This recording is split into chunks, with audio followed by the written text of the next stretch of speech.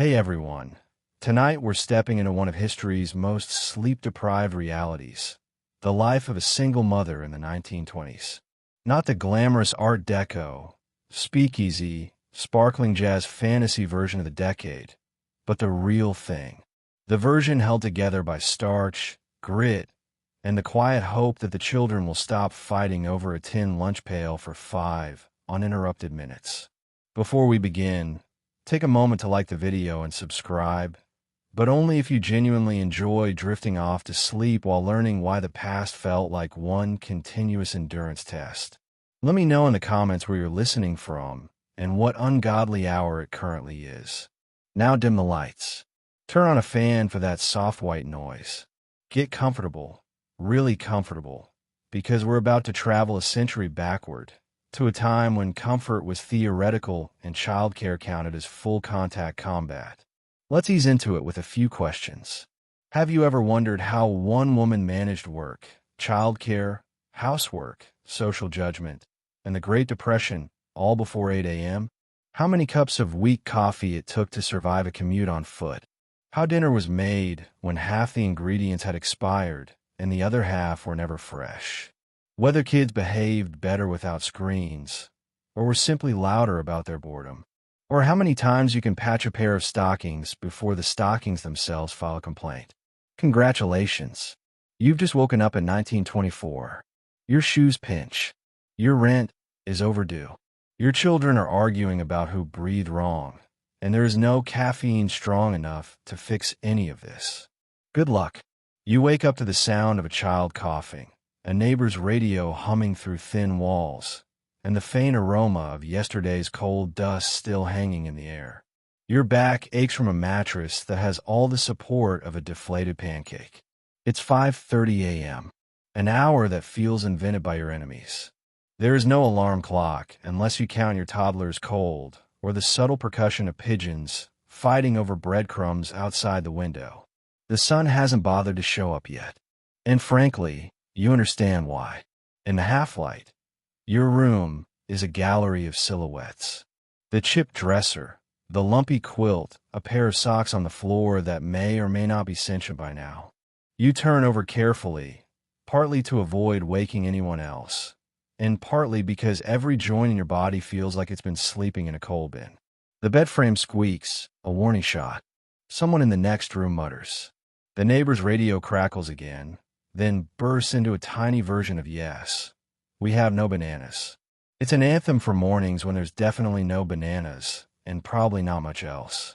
A thin shaft of cold air snakes in from the window, because the 1920s idea of insulation is just hope for the best, and wear socks to bed. You shiver and pull the covers higher, only to discover that the covers have already migrated to your youngest child, who is currently cocooned in all available blankets. Snoring contentedly and drooling on the pillow, you try to reclaim a corner of the quilt, starting a silent tug of war. You lose. The world outside is waking up in stages. Somewhere a milk cart rattles down the street, its driver humming, oblivious to your existential crisis. Cold deliveries start early. Thuds and clatter echo down the row of houses. Someone's dog, which you've never seen but deeply resent, is already barking at nothing in particular. In 1920s urban neighborhoods, privacy is a fantasy, and so is quiet. You listen for the telltale sounds of your children plotting in the next room. This is how you know you're truly awake, by the suspenseful silence of kids about to do something regrettable. Soon they'll come thundering and demanding breakfast socks and answers to cosmic questions like why is jam only for toast and not for spoons. You take inventory of your body. Your head aches, a familiar blend of too little sleep and too much thinking. Your hands are rough from laundry and dishwater. Your feet sore from yesterday's walk to the grocer. And your lower back is considering unionizing for better conditions. It's cold. Not the cozy, crisp cold of modern central heating, but the kind that clings to your bones and makes you question the meaning of blankets. The stove in the corner is still cold, and the coal bucket is, as always, lighter than it should be. You could get up and start the fire, Or you could pretend for another 2 minutes that this day might start itself. But children, like time, are relentless. Soon little feet hit the linoleum. Tiny voices call your name, and you are officially outnumbered by beings with more energy than good sense. You sigh, roll out of bed, and your bare feet hit the floor. A sensation best described as Arctic linoleum meets existential dread. You quickly locate your slippers, or, in a pinch, yesterday's newspaper. You move quietly, listening for the telltale drip of a leaky tap, the rustle of mice in the pantry, and the soft whine of the kettle, reminding you that hot water is never a guarantee. In the half-dark, you light the stove, coaxing the first reluctant flames to life, and watch your breath fog in the chilly air. Already the house is filling with the scents and sounds of morning, children's coughs, the creak of wood, the distant bell of a streetcar, and that ever-present background aroma, coal dust, laundry soap, and a hint of boiled cabbage from last night's dinner. It's not glamorous, but it's real, and it's yours. You don't get a gentle start to the day. You get a running leap every morning into noise, cold responsibility, and the quiet, unbreakable hope that maybe, just maybe, tonight you'll get the covers to yourself. And so, another day in the 1920s begins, not with a sunrise, but with a small, relentless chorus. Mama, Mama, where's breakfast? And just like that, you're up. You shuffle into the kitchen, a generous term for a stove, a table, and one angry teapot, and begin assembling breakfast. Oatmeal again. The children respond with the enthusiasm of stockbrokers watching the market crash. It's a routine that would make a Broadway stage manager weep. First, you wrestle open the tin of oats, whose lid has learned to resist all human effort. The oats tumble out like they know they're headed for disappointment. Your youngest is already making a face that says, "Is it too late to join a circus that serves pancakes?" You check the bread box just in case a miracle happened overnight and it decided to refill itself. It did not. There is one piece of bread left, which is now so stale it could be registered as a weapon. Someone proposes French toast, but everyone knows the only thing French in this kitchen is the vague whiff of sadness and the occasional existential crisis. The stove groans awake. It heats unevenly, so you become a human thermostat, shuffling the saucepan around to avoid a repeat of last week's great porridge scorching. The angry teapot whistles sharply as if to remind you that it, too, is not impressed with these breakfast prospects. You pour a little hot water over yesterday's tea leaves and pretend it's a fresh brew. It tastes like defeat. Milk is precious, and you ration it like it's the last barrel on a sinking ship. The children glance at the bottle hopefully, but you've mastered the ancient art of the just enough pour. Each child receives what can best be described as a suggestion of milk. One splash per bowl, just enough to turn the oatmeal a suspicious shade of gray. No one is fooled. Jam is for Sundays, and sugar is for special occasions. You do a quick mental inventory. Half a jar of jam, one sugar cube, and a level of patience that's already running low. You consider slicing up an apple, but the last one has gone soft in a way that's both alarming and slightly philosophical. You remember when fruit was something that came from a tree, not a lecture about budgeting. As you set the table, you notice every spoon is slightly different. One bent, one missing its handle, and one that might actually be a gravy ladle. The bowls are chipped. The napkins are wishful thinking. And the only centerpiece is the condensation running down the inside of the window. The kids stare down at their bowls like they're about to do battle. The oldest pokes her oatmeal, trying to see if it moves. The youngest launches a negotiation. Can we have something else? You remind them gently, and then less gently that oatmeal is a hearty breakfast. You attempt to sell it with historical references, quoting advertisements about building strong bodies for a better tomorrow, but your audience remains unconvinced. There is, of course, the wild card. Sometimes a neighbor will pop by with a surprise, a bruised banana, a spare roll, or a scoop of yesterday's beans. It's 1920s breakfast roulette. And today's number is oatmeal again. The kid's grown, but you both know they'll eat it. If only because hunger is the greatest motivator, and there are no Pop-Tarts in this timeline. You take your own seat, noticing that somehow you always end up with the smallest bowl and the most responsibility. The kitchen hums with complaints, negotiations, and the occasional eruption of giggles when someone finds a note shaped like a celebrity, or at least claims to. It's not relaxing, but it's real. The meal ends the way it always does. Someone claims they're still hungry. Someone else spills milk. And you wonder how a single meal could create so many dirty dishes. Afterward, as you wipe the table and shoo the children toward their chores or schoolwork, you pause. Sunlight has finally crept through the table window, catching a swirl of dust motes and making even this kitchen, this place of ration jam and eternal oatmeal, look golden, if only for a moment. Breakfast in the 1920s isn't glamorous. It's survival, resourcefulness, and a dash of dry humor, served up in chip bowls. And somehow, despite everything, it's enough to get everyone started on another day. Dressing your kids is like dressing extremely small adults who distrust fabric. Every garment is patched at least twice. Every child insists something itches. Every sock is a philosophical compromise. The morning's first real challenge isn't breakfast. It's assembling enough clothing to send your children into the world looking at least semi-violized. It's a process that could be marketed as a new Olympic sport. If only the judges awarded points for creativity, speed, and the ability to find a matching pair of anything before noon. You start with the oldest. She's inherited not just your stubbornness, but also her cousin's old dress, which has seen so many repairs. It's basically held together by hope and an ambitious cross-stitch. There are more patches than original fabric, each one a different shade, creating a patchwork aesthetic that will someday be called vintage, but right now is just please don't look too closely. The younger ones are still half asleep, sitting slumped on the bed, staring at the wardrobe like it might jump out and dress them itself. You sort through the drawers, which mostly contain single socks and the ghosts of lost mittens. Every day is a negotiation. This shirt is too tight. Those pants are too short, and that sweater smells funny.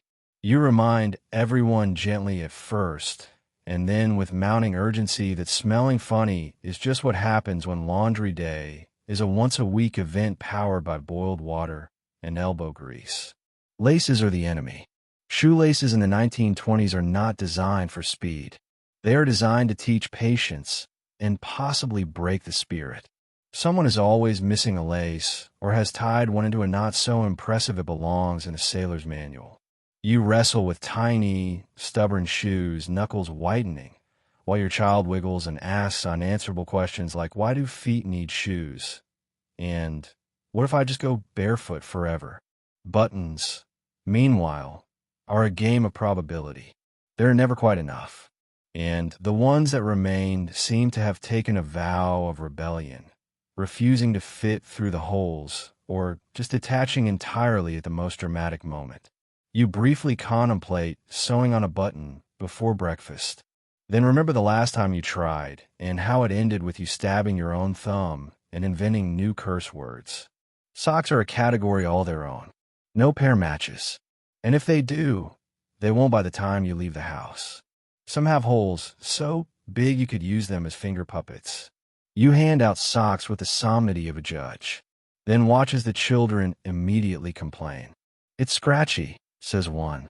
It's lumpy, says another. This sock is looking at me funny, says the third. Possibly hallucinating from oatmeal withdrawal. Getting yourself dressed is another ordeal. Your own clothes are functional at best, stubborn at worst. Your stockings sag.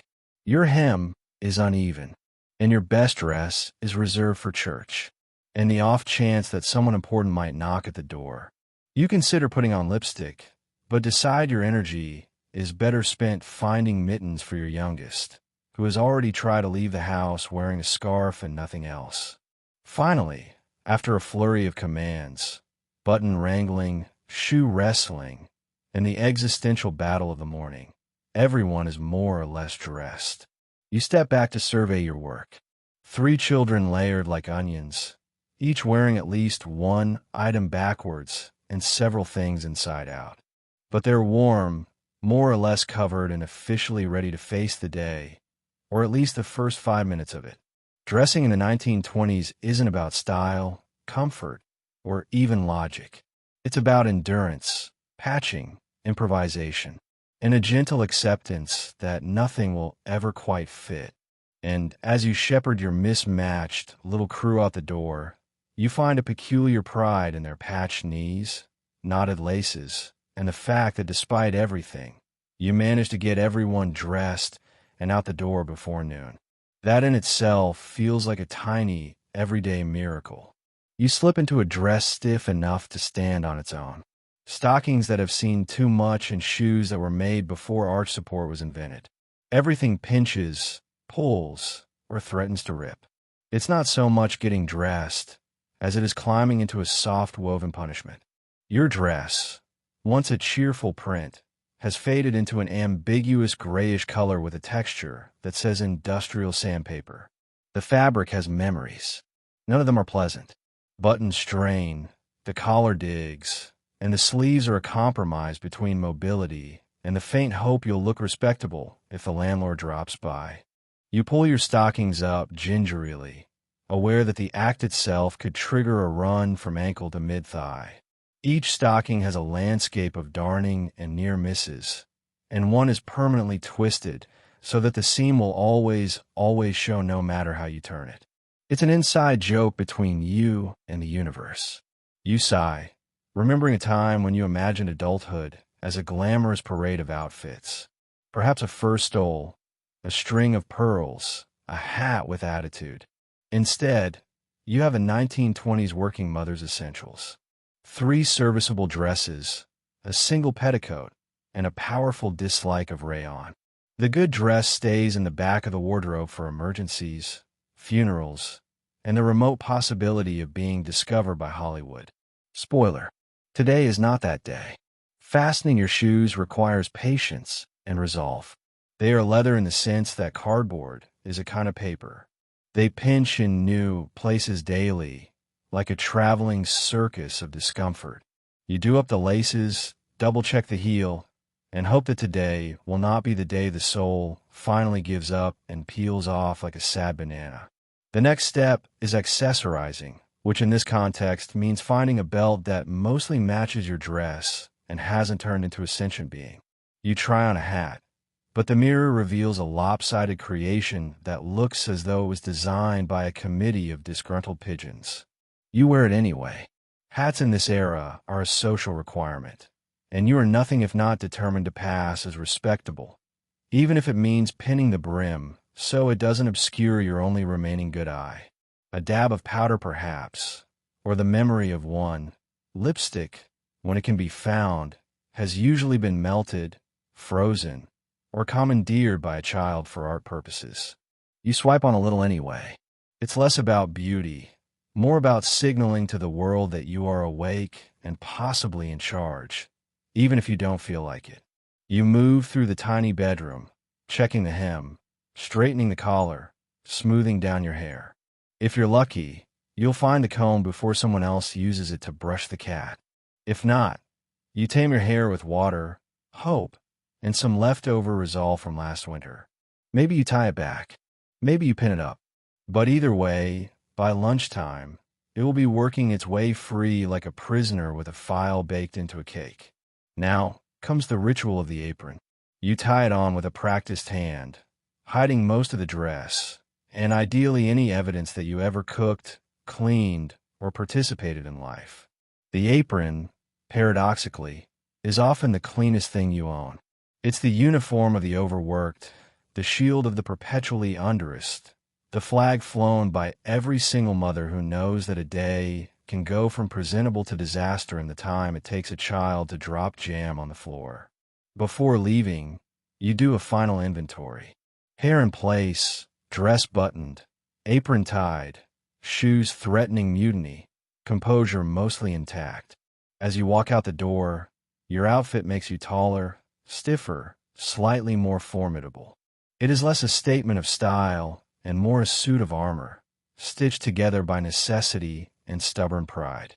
And as you step into the street, you remind yourself that somewhere someone is wearing pajamas until noon, and that person is not you. Because in the 1920s, comfort is a luxury, and fashion is just another daily endurance test you never signed up for, but still pass. Every day, you gather your kids and head down the street, dodging trolley tracks and puddles of mysterious origin. The children walk, argue, then walk again. It's a choreography they've perfected. It's not a simple stroll. It's a carefully orchestrated parade of shoes that don't fit, hats that will be lost, and coats that seem to gain mysterious new stains every block. The sidewalks of 1920 city life are not a friendly place for a single mother with children in tow. Every step is a negotiation. You're guiding, cajoling, occasionally threatening, your words weaving between warnings about horse-drawn wagons and the promise that yes, there will be bread and jam if everyone just keeps moving. The cold morning air wakes up your face faster than any cup of tea. Your children leap puddles with the dramatic flair of silent film stars, sometimes succeeding, sometimes arriving at the next corner with one sock already squelching. Don't step in that, you advise, but at least one child treats the suggestion as a challenge. What was once white lace peeking from under a hem is now a small, soggy sponge. You pass the local grocer who gives you the kind of tight, sympathetic smile reserved for those clearly outnumbered by their offspring. A milkman rattles by, his wagon full of glass bottles and existential disappointment. The neighbor's already gossiping on stoops. Give your family a once-over. You feel their eyes tallying every missed button and last-minute hairpin, their glances lingering just a beat too long. You pull your coat tighter and keep your chin up. Dignity is cheaper than coal, but harder to keep warm. The city is waking up. Trolleys rattle along the main street, and drivers ring bells with the zeal of people who believe sound can solve traffic. A policeman tips his hat. Children dodge each other on the sidewalk, and someone's dog, still off-leash despite local ordinances, does its part to sniff every single lunch pail within a 3-block radius. You keep your brood together with the kind of vigilance reserved for professional sheepdogs and military generals. They scatter at every window display and stop to poke at anything shiny, sticky, or potentially alive. Eyes forward, you say, but your own eyes are everywhere, counting heads, tallying mittens, and bracing for the moment someone inevitably drops a book or claims an urgent need to tie their shoe, usually as the light turns green. The final block before school is always the longest. The schoolyard is a whirlpool of children, mothers, and the occasional stray cat. Here chaos reigns. Children jostling, trading marbles, and shrieking about nothing in particular. You grip your children's hands a little tighter, run a last check for lunch pails and hats, and give one more futile attempt at smoothing hair. The school building looms, a brick fortress of discipline, chalk dust, and stern adults. The bell is already ringing, sending waves of children tumbling through the doors like it's the last lifeboat on the Titanic. You deliver a last round of kisses, lectures, and warnings about not trading sandwiches for questionable marbles. The children vanish into the crowd, blending into a swirl of wool, stockings, and infinite potential for mischief. For a moment, you stand at the gate, catching your breath. The school drop-off isn't just a transition from home to classroom. It's a test of endurance, logistics, and faith that your kids will come back with the same number of limbs and hopefully only slightly more dirt around you. Other mothers nod, some in sympathy, some in silent solidarity.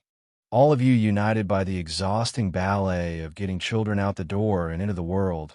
Rain or shine, mud or miracle, you turn back toward home or work, stepping carefully over the same puddles and trolley tracks, your mind already spinning through the day's next challenges. And as you walk, you realize that surviving the school drop-off in the 1920s is less about grace and more about grit. Congratulations. You've already accomplished more before 9 a.m. than most people do all day. At the school doors, the teacher greets you with a smile sharp enough to cut glass.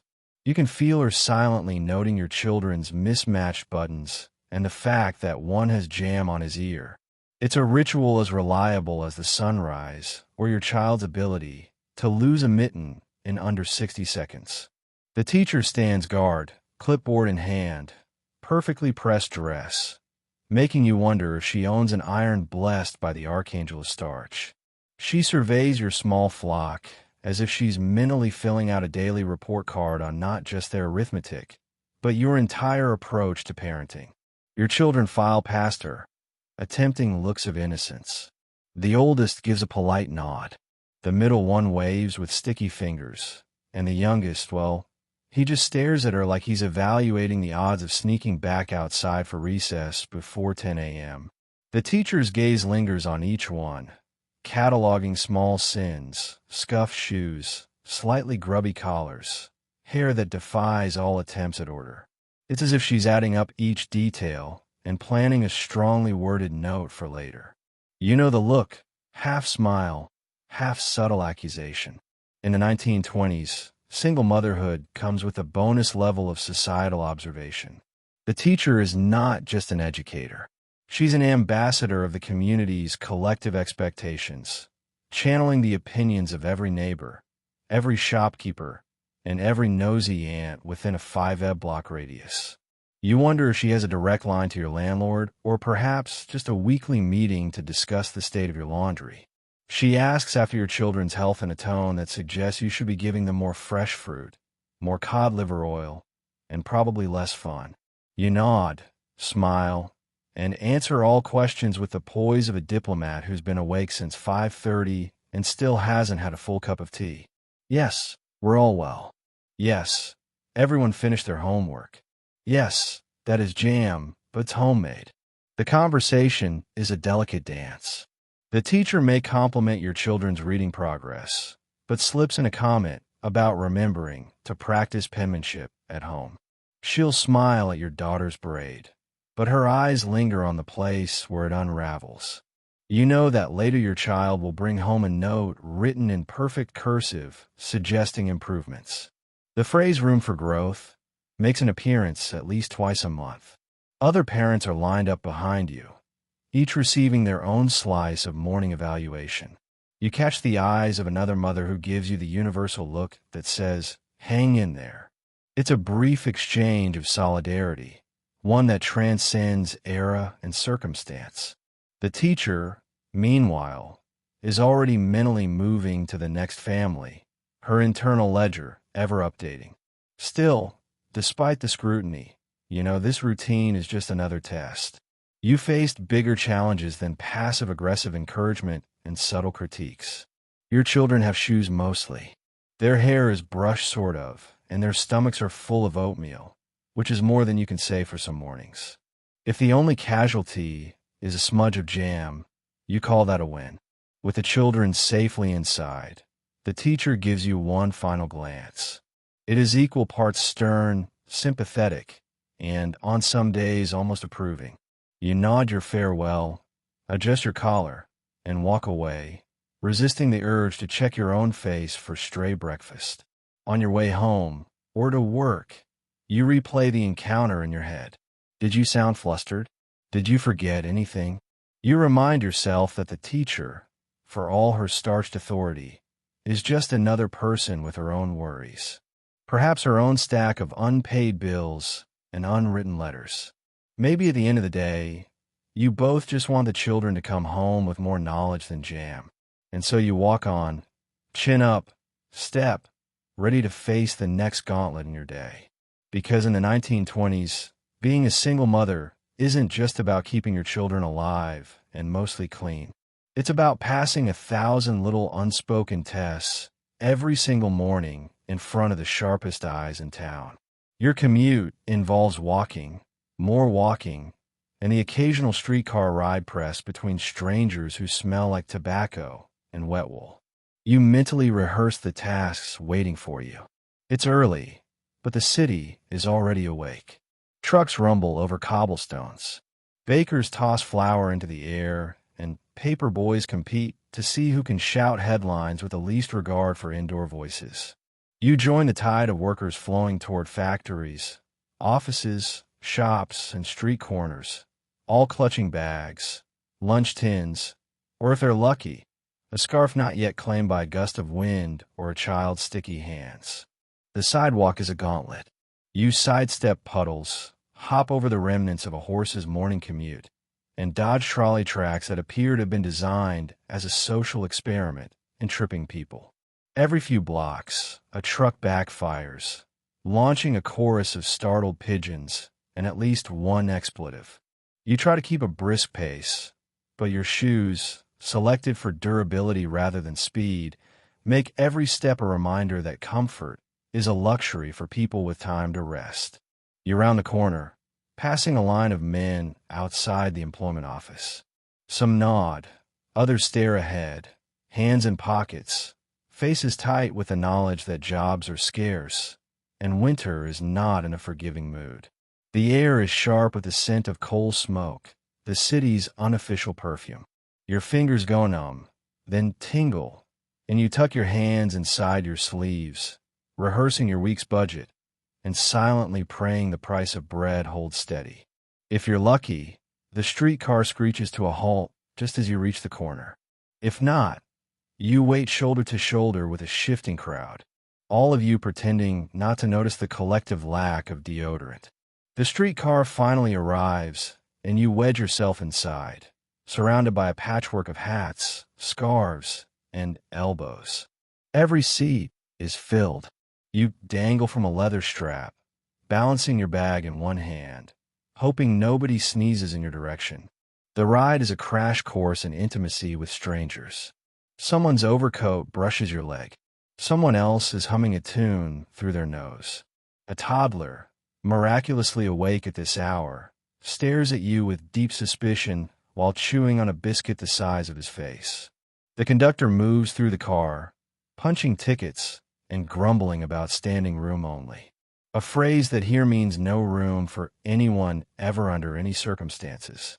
If the windows are open, you get a taste of fresh city air, equal parts exhaust, bread, and whatever mysterious ingredient lingers from last night's rain.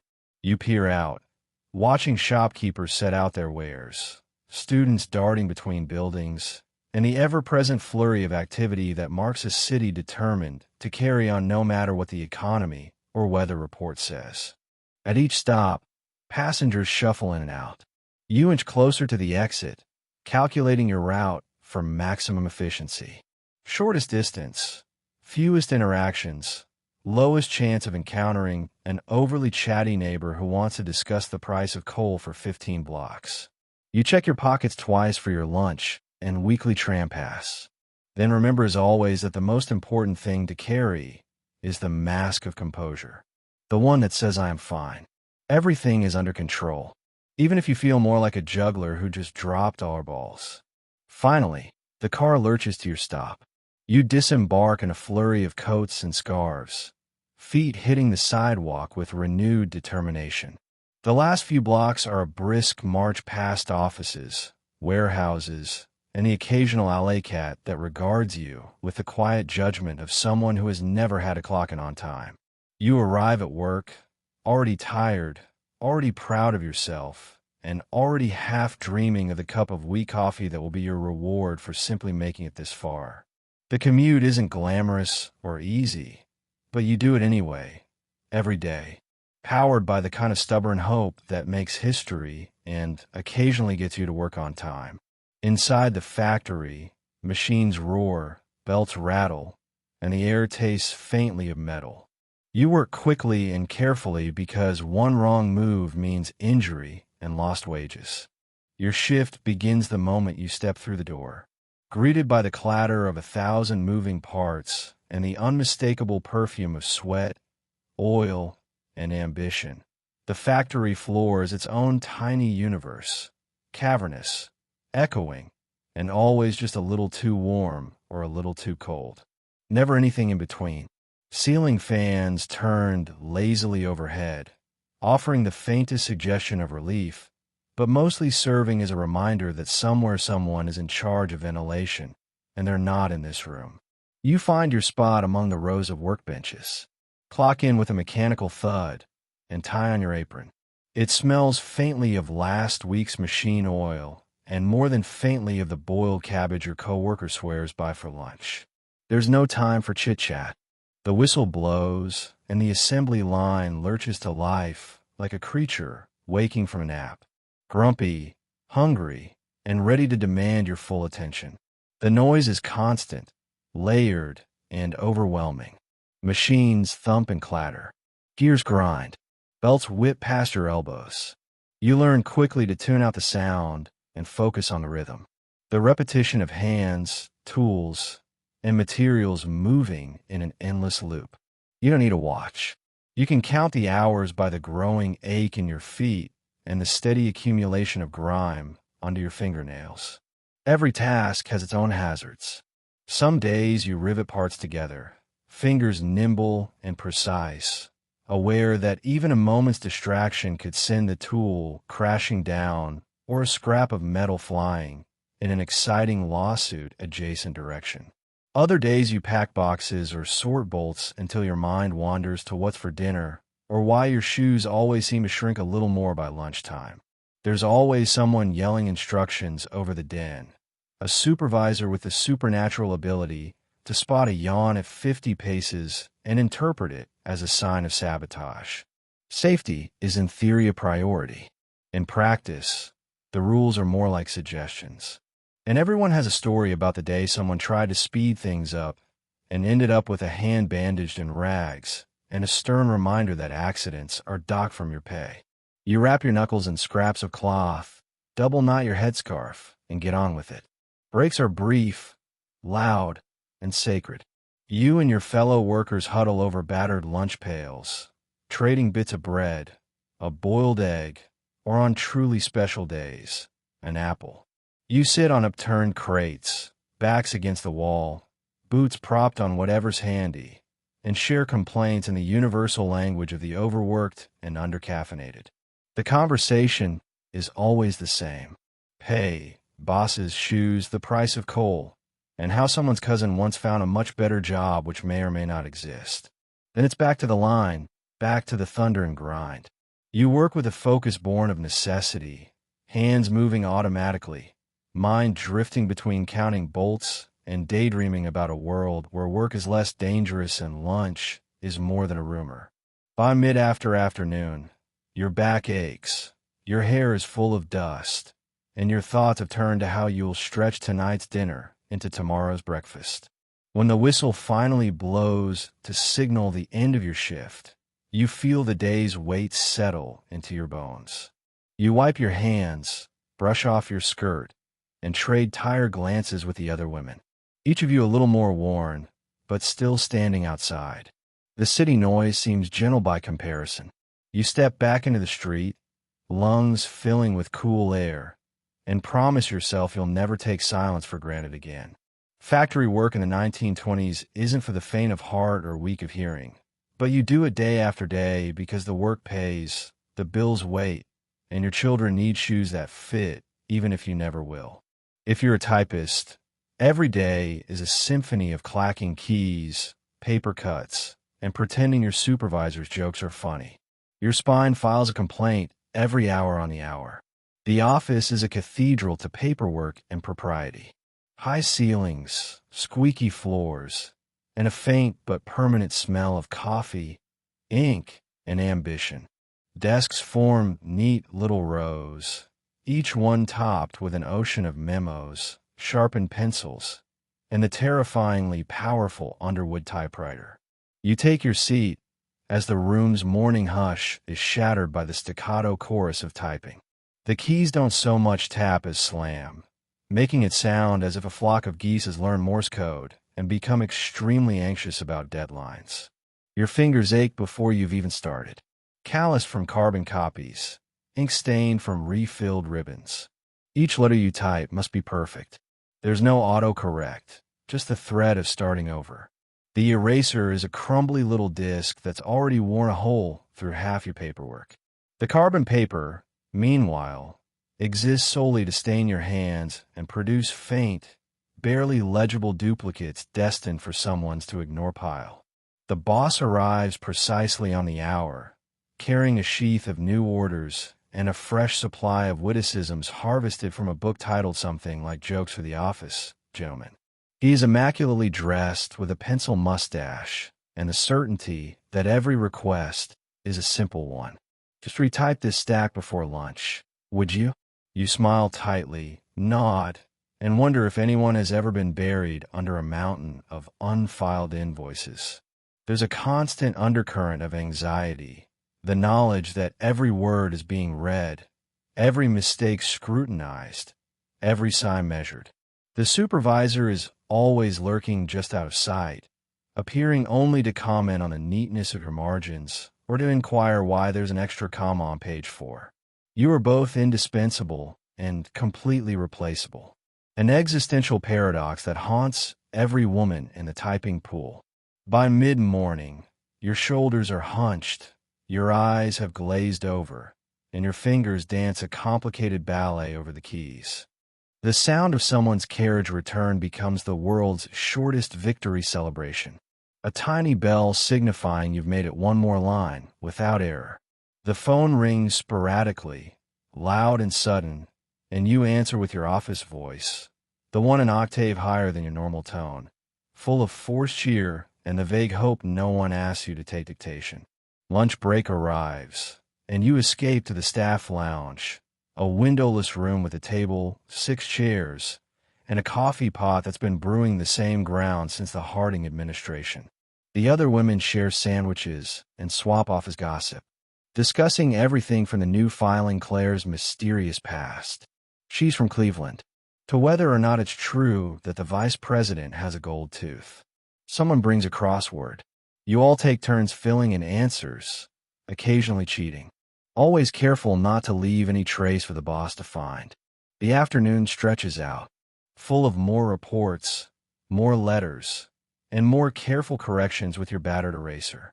The light coming in through the windows turns golden, dust motes swirling like confetti from a very boring parade. Every so often, a breeze brings the distant sound of streetcars and life happening outside. Reminders of the world is bigger than carbon paper and quarterly summaries. As 5 o'clock approaches, the office transforms, shoulders relax, conversations start to bubble up, and people eye the clock with an intensity usually reserved for sporting events. When the boss finally says, "That'll be all for today," it's as if someone just signed the Treaty of Versailles. You straighten your desk, gather your things, and stretch, feeling every bone in your back realign in protest. You leave with a sense of accomplishment, small, hard-earned, and tinged with relief. Office work isn't glamorous. It's repetition, precision, patience, and the constant dance of pleasing people who don't always notice. But you do it because the paycheck means food, rent, shoes for the kids, and the hope that tomorrow the boss's joke will at least be a new one. Lunch is a cold sandwich eaten in 10 minutes on a bench. You think about nothing and everything simultaneously. Your stomach negotiates peace with stale bread. There's something profoundly unceremonious about the midday meal when you're a working mother in the 1920s. You claim a spot on a wooden bench if you're lucky outside in the sun. If you're not on a wobbly crate in a break room that doubles as a broom closet and smells vaguely of soup and wet galoshes. The sandwich is the same as yesterday and the day before 2 slices of bread, one of which may have come from a parallel universe where freshness is illegal and a filling that has been through more rationing than you have. If you're lucky, there's a thin slice of cheese. If you're very lucky, the cheese is not actively fighting back. You take a careful bite and look around the cast of characters sharing your lunchtime stage. There's the woman from payroll already halfway through a boiled egg and her daily complaint about her husband snoring.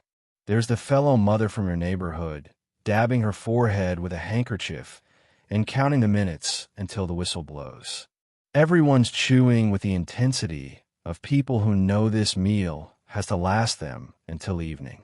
And the conversation is light, drifting from the weather to how someone's cousin once met a radio celebrity at Woolworth's.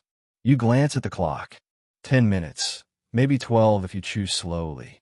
Time moves differently here. Fast when you want to rest, slow when you're desperate to leave.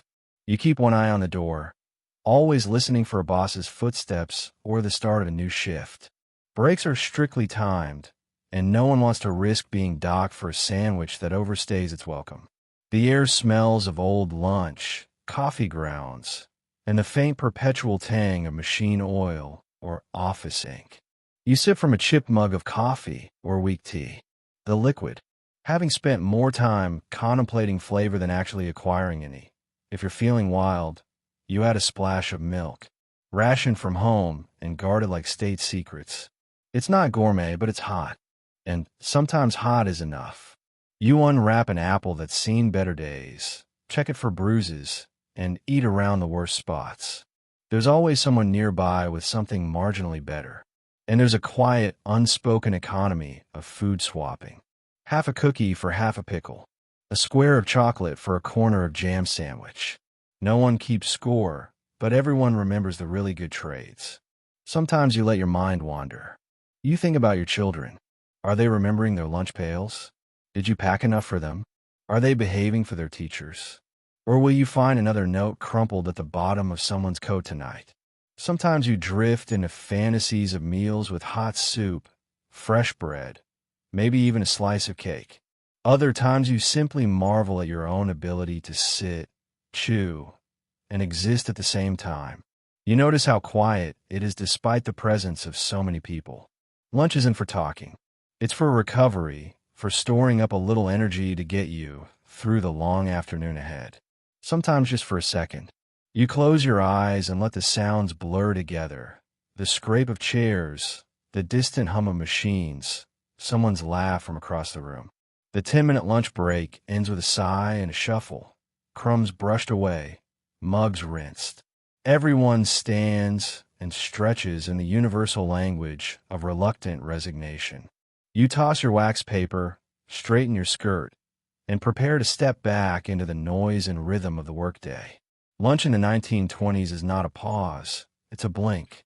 But even in those brief minutes, surrounded by the clatter of the world and the taste of yesterday's bread, you find a small, stubborn peace, a moment to remind yourself you're still here, still moving, still making it, one hurried bite at a time. By mid-afternoon, your body is 50% caffeine and 50% stubbornness. The clock seems frozen. The fluorescent lights, if you're lucky enough to have them, buzz like judgmental bees. The workday stretches on like a piece of gum stuck to your shoe. The promise of morning energy is long gone, replaced by a bone-deep tiredness that settles somewhere behind your eyes. Your fingers tap slower on the typewriter or slip on the machine parts. Your mind floats between the task at hand and the fantasy of a nap that you know will never come. If you're in an office, the air is heavy and slightly stale, thick with the combined sighs of every woman who's ever tried to calculate the payroll while resisting the urge to rest her head on a stack of invoices. The office clock ticks so loudly, you start to suspect it's doing it on purpose. You glance up at it, hopeful, and realize only 3 minutes have passed since your last hopeful glance. If you're on the factory floor, the afternoon brings a different flavor of exhaustion. The machines seem to get louder as the day gets longer, and each repetitive motion requires a little more concentration. The afternoon sun slants through the factory windows, catching in the dust and turning the air gold. And yet somehow the glow never reaches your workbench. Your feet ache. Your backstage is a protest. Your brain is held together by the thinnest string of focus and the distant promise of supper time. Coffee, if it can still be called that, becomes your closest ally. It's thin, lukewarm, and has the flavor profile of burnt hope with notes of cardboard. You drink it anyway, gulping it down with the desperation of someone who knows there's no other option. You consider whether chewing the grounds might be more effective, but decide you need to preserve at least some dignity. Your coworkers aren't faring much better. There's a universal droop to the shoulders, a slackening of pace, the kind of communal fatigue that turns every task into a group survival exercise. Someone proposes singing a song or cracking a joke to break the monotony, but nobody can remember the punchline, and the song devolves into a low hum of agreement that yes, everyone is tired. Paper cuts start to multiply. Your hands are dry from the endless parade of paperwork, soap, or machine grease.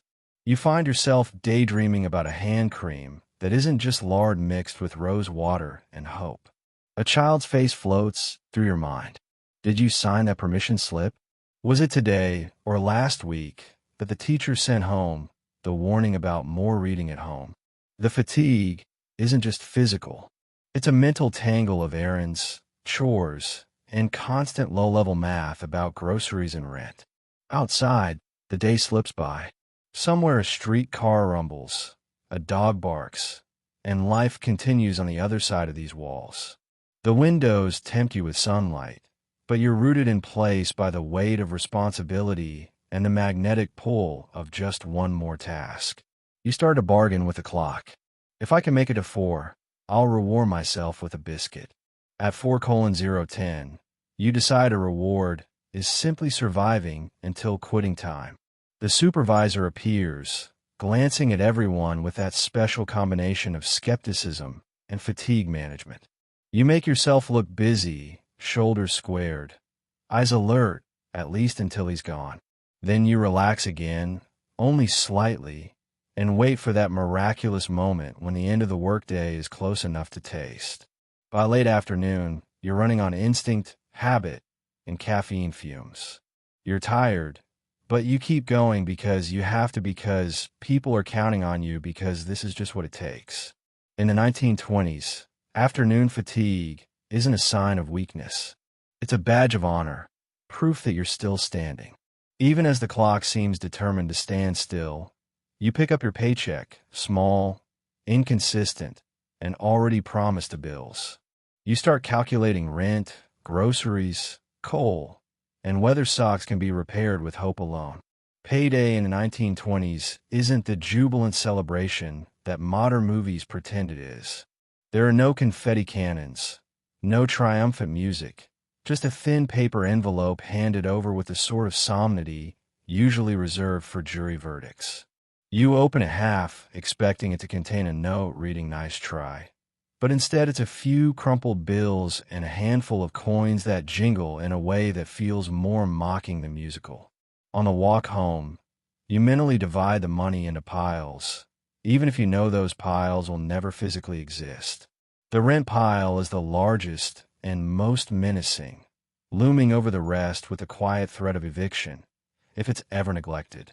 The grocery pile is nimble, able to stretch, shrink, and perform acrobatics depending on the week's sales and your children's appetites, which expands suspiciously in proportion to how bare the pantry is. The coal pile is crucial and small, especially in winter, and you quickly debate whether you can afford to let the house get a little colder at night if it means you can spring for real butter at the market. There's the laundry pile, the school supplies pile, the unexpected shoe crisis pile, and of course the maybe this week. We treat ourselves to jam pile. Spoiler: the jam pile rarely survives the first round of subtraction. You wonder, not for the first time, what it would be like to have a fun money pile, a pile just for you, for a magazine or an afternoon matinee or an ice cream cone. You don't have to share. The fantasy is nice. The reality is socks with holes and the knowledge that you are one chipped tooth away from a financial crisis. At the kitchen table, you take out your ledger, the same one your mother used, its pages filled with tidy columns and anxious math. You add up expenses with the pencil nub that survived 3 rounds of school supply shopping and countless budget emergencies. You run the numbers twice, then a third time, just in case they might magically improve. Spoiler: they do not. Math is stubborn that way. As you balance the checkbook, you find yourself making tiny deals with fate. If the price of potatoes stays low, maybe there's enough for a tin of cocoa. If no one outgrows their shoes this month, you can finally buy soap that smells like something other than lie and desperation. If you get one more week out of that mended skirt, you might even have enough to pay the milkman without apologizing for the late coins. Sometimes your mind drifts to bigger worries. The hospital bill still lurking in a drawer. The whisper of next month's rent. The way every cough sounds slightly too serious for comfort. You remind yourself that everyone is doing the same delicate dance. Neighbors borrow. Shopkeepers let the tab slide. And sometimes a bill is just a friendly reminder delivered with a sigh and a wink. And yet there is a strange sort of pride in it all. You become a financial acrobat, a mathematician of survival. You make things work with less, stretching every dollar and every ounce of optimism a little further than seems possible. You know exactly how to cut a bar of soap in half, how to make soup from almost nothing, how to make old boots last an extra month with cardboard and faith. As evening falls, you tuck the few remaining coins into a tea tin high on the pantry shelf. A small secret insurance policy against the next surprise. You sigh, close the ledger, and smile at your children who are already dreaming of jam and new shoes and all the things you're determined to someday provide. Payday is rarely enough, but somehow you make it work. In the 1920s, the math is never in your favor, but the hope always is, and that miraculously gets you through. At the market, you compare prices, weigh apples with the seriousness of a judge, and debate whether meat is worth the emotional and financial commitment. This week, the grocery list, such as it is, lives mostly in your head. A running inventory of what you have, what you need, and what you can absolutely live without until payday. With your purse clutched tight, you step into the crowded market. The smells of fresh bread, coffee, and the occasional less charming whiff of fish filling the air. Vendors call out their prices like auctioneers, advertising oranges straight off the boat. Potatoes fresh as the day is long, and eggs that, if they're being honest, have probably seen more sunrises than you have this week. You start at the produce stall where bruised apples sit in neat rows and cabbages seem to multiply by the hour. Each purchase is a negotiation not just with the vendor, but with yourself. Is this onion worth 3 cents? Can you stretch these carrots into 2 meals? You gently prod a tomato, weighing it with the care of someone evaluating diamonds. One child wants oranges, another requests bananas, but you both know that the fruit budget is limited to whatever is on the verge of being overripe. The vendor offers a smile, and if he's in a good mood, a slightly better price on the last 2 apples before they turn to cider. Moving on to the butcher. You brace yourself. Meat is an event, not a staple. You examine a roast, mentally calculating how many ways you could stretch it. Stew, hash, sandwiches if you're lucky. But the cost stings, and you imagine the week's meals again. How many different ways can a person serve beans before there's a revolt at the dinner table? You settle on a few slices of bacon, or maybe a soup bone if the budget is tight. The butcher wraps it with a flourish as if he's handing you gold. Next, you eye the bread stall, the loaves lined up in uneven ranks. Bread is cheaper than nearly anything else, and you debate getting 2. One for now, one for later. Although later usually means tomorrow morning when the kids are inexplicably starving again. You ask for a fresh loaf, but the baker offers you yesterday's at a discount. You accept, because in the economy of single motherhood, yesterday's bread is tomorrow's toast. And maybe croutons for soup if you're feeling fancy. Cheese and milk are last on your list. Precious luxuries guarded like state secrets. You hand over the coins, watching as the milkman pours your ration into a glass bottle, sealing it with a bit of paper and string. Cheese is sliced thinner than your patience by Friday. If you're feeling brave, you might ask about eggs. But only if the week's been particularly brave, kind. Even so, you know how to make every egg count, stretched into pancakes, baked into custards, or simply boiled for lunches. Throughout the market, you trade pleasantries with other women, each of you an expert in the subtle language of survival. You share tips on sales, rumors about which stalls are fair, and the occasional commiseration over the price of butter. Sometimes a neighbor will quietly slip you a spare potato or a handful of beans. Sometimes you do the same. You carry your treasures home in a cloth bag, mentally turning the contents into meals, soups, stews, bread, and jam. Maybe a treat if the numbers worked out. Every item is accounted for, and you've once again managed to turn a handful of coins into a week's worth of hope. Grocery shopping in the 1920s isn't just a chore. It's a daily battle, a quiet triumph, and a testament to the art of making do. The pennies may be few, but your resolve is endless. And for tonight at least, there's food on the table and a plan for tomorrow. You walk back in your home, greeted by children, noise, and a suspicious smell coming from somewhere that may or may not be the laundry pile. The front door swings open, and you're immediately enveloped by the chaos you call family life. There's a blur of movement, small bodies racing through rooms, shoes skidding across linoleum, the thud of something heavy hitting the floor upstairs. At least two children are mid-argument about a pencil, while another one is already asking when dinner will be ready. As if you were holding out on a feast, and not just stalling for time while you take off your shoes, you set your grocery bag down and are almost knocked over by a pair of sticky hands that are at this very moment either hugging you or trying to steal a piece of bread, possibly both. Someone has spilled something, but you decide it's probably just water and not worth investigating until you've had a chance to sit. Your coat is tugged off before you're fully through the doorway, your pockets emptied by curious fingers, searching for surprise treats or forgotten coins. The suspicious smell intensifies as you move toward the kitchen. It could be the laundry still damp from this morning's failed attempt at drying it near the stove, or it could be last night's cabbage making a repeat appearance from the trash bin. Either way, you resolve to open a window. Eventually, right now, the priority is dinner. Your children orbit around you in varying states of hunger and mischief. One insists he's starving and will waste away before supper, while the other insists she's definitely not hungry for stew. The third is simply sticky with no further explanation offered or required. You take a deep breath, mentally sifting through the day's market haul, and start the nightly performance known as making dinner out of nothing. While you're peeling potatoes or slicing yesterday's bread, the circus continues. Someone starts to practice piano with the grace of a tone-deaf elephant. Someone else finds a whistle. How? You'll never know. And begins serenading the house with the world's shrillest rendition of Yankee Doodle.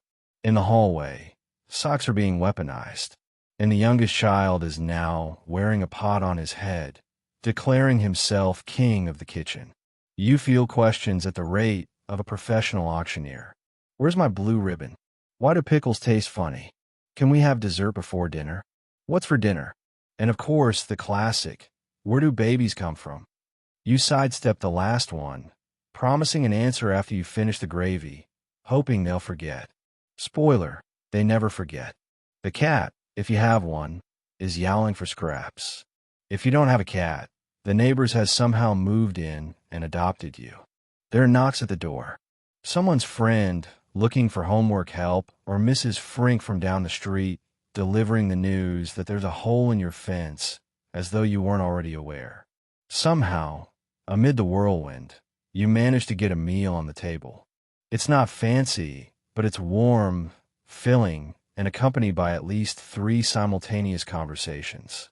Plates clatter, spoons scrape, and the sound of laughter, occasionally interrupted by minor squabbles, fills the house.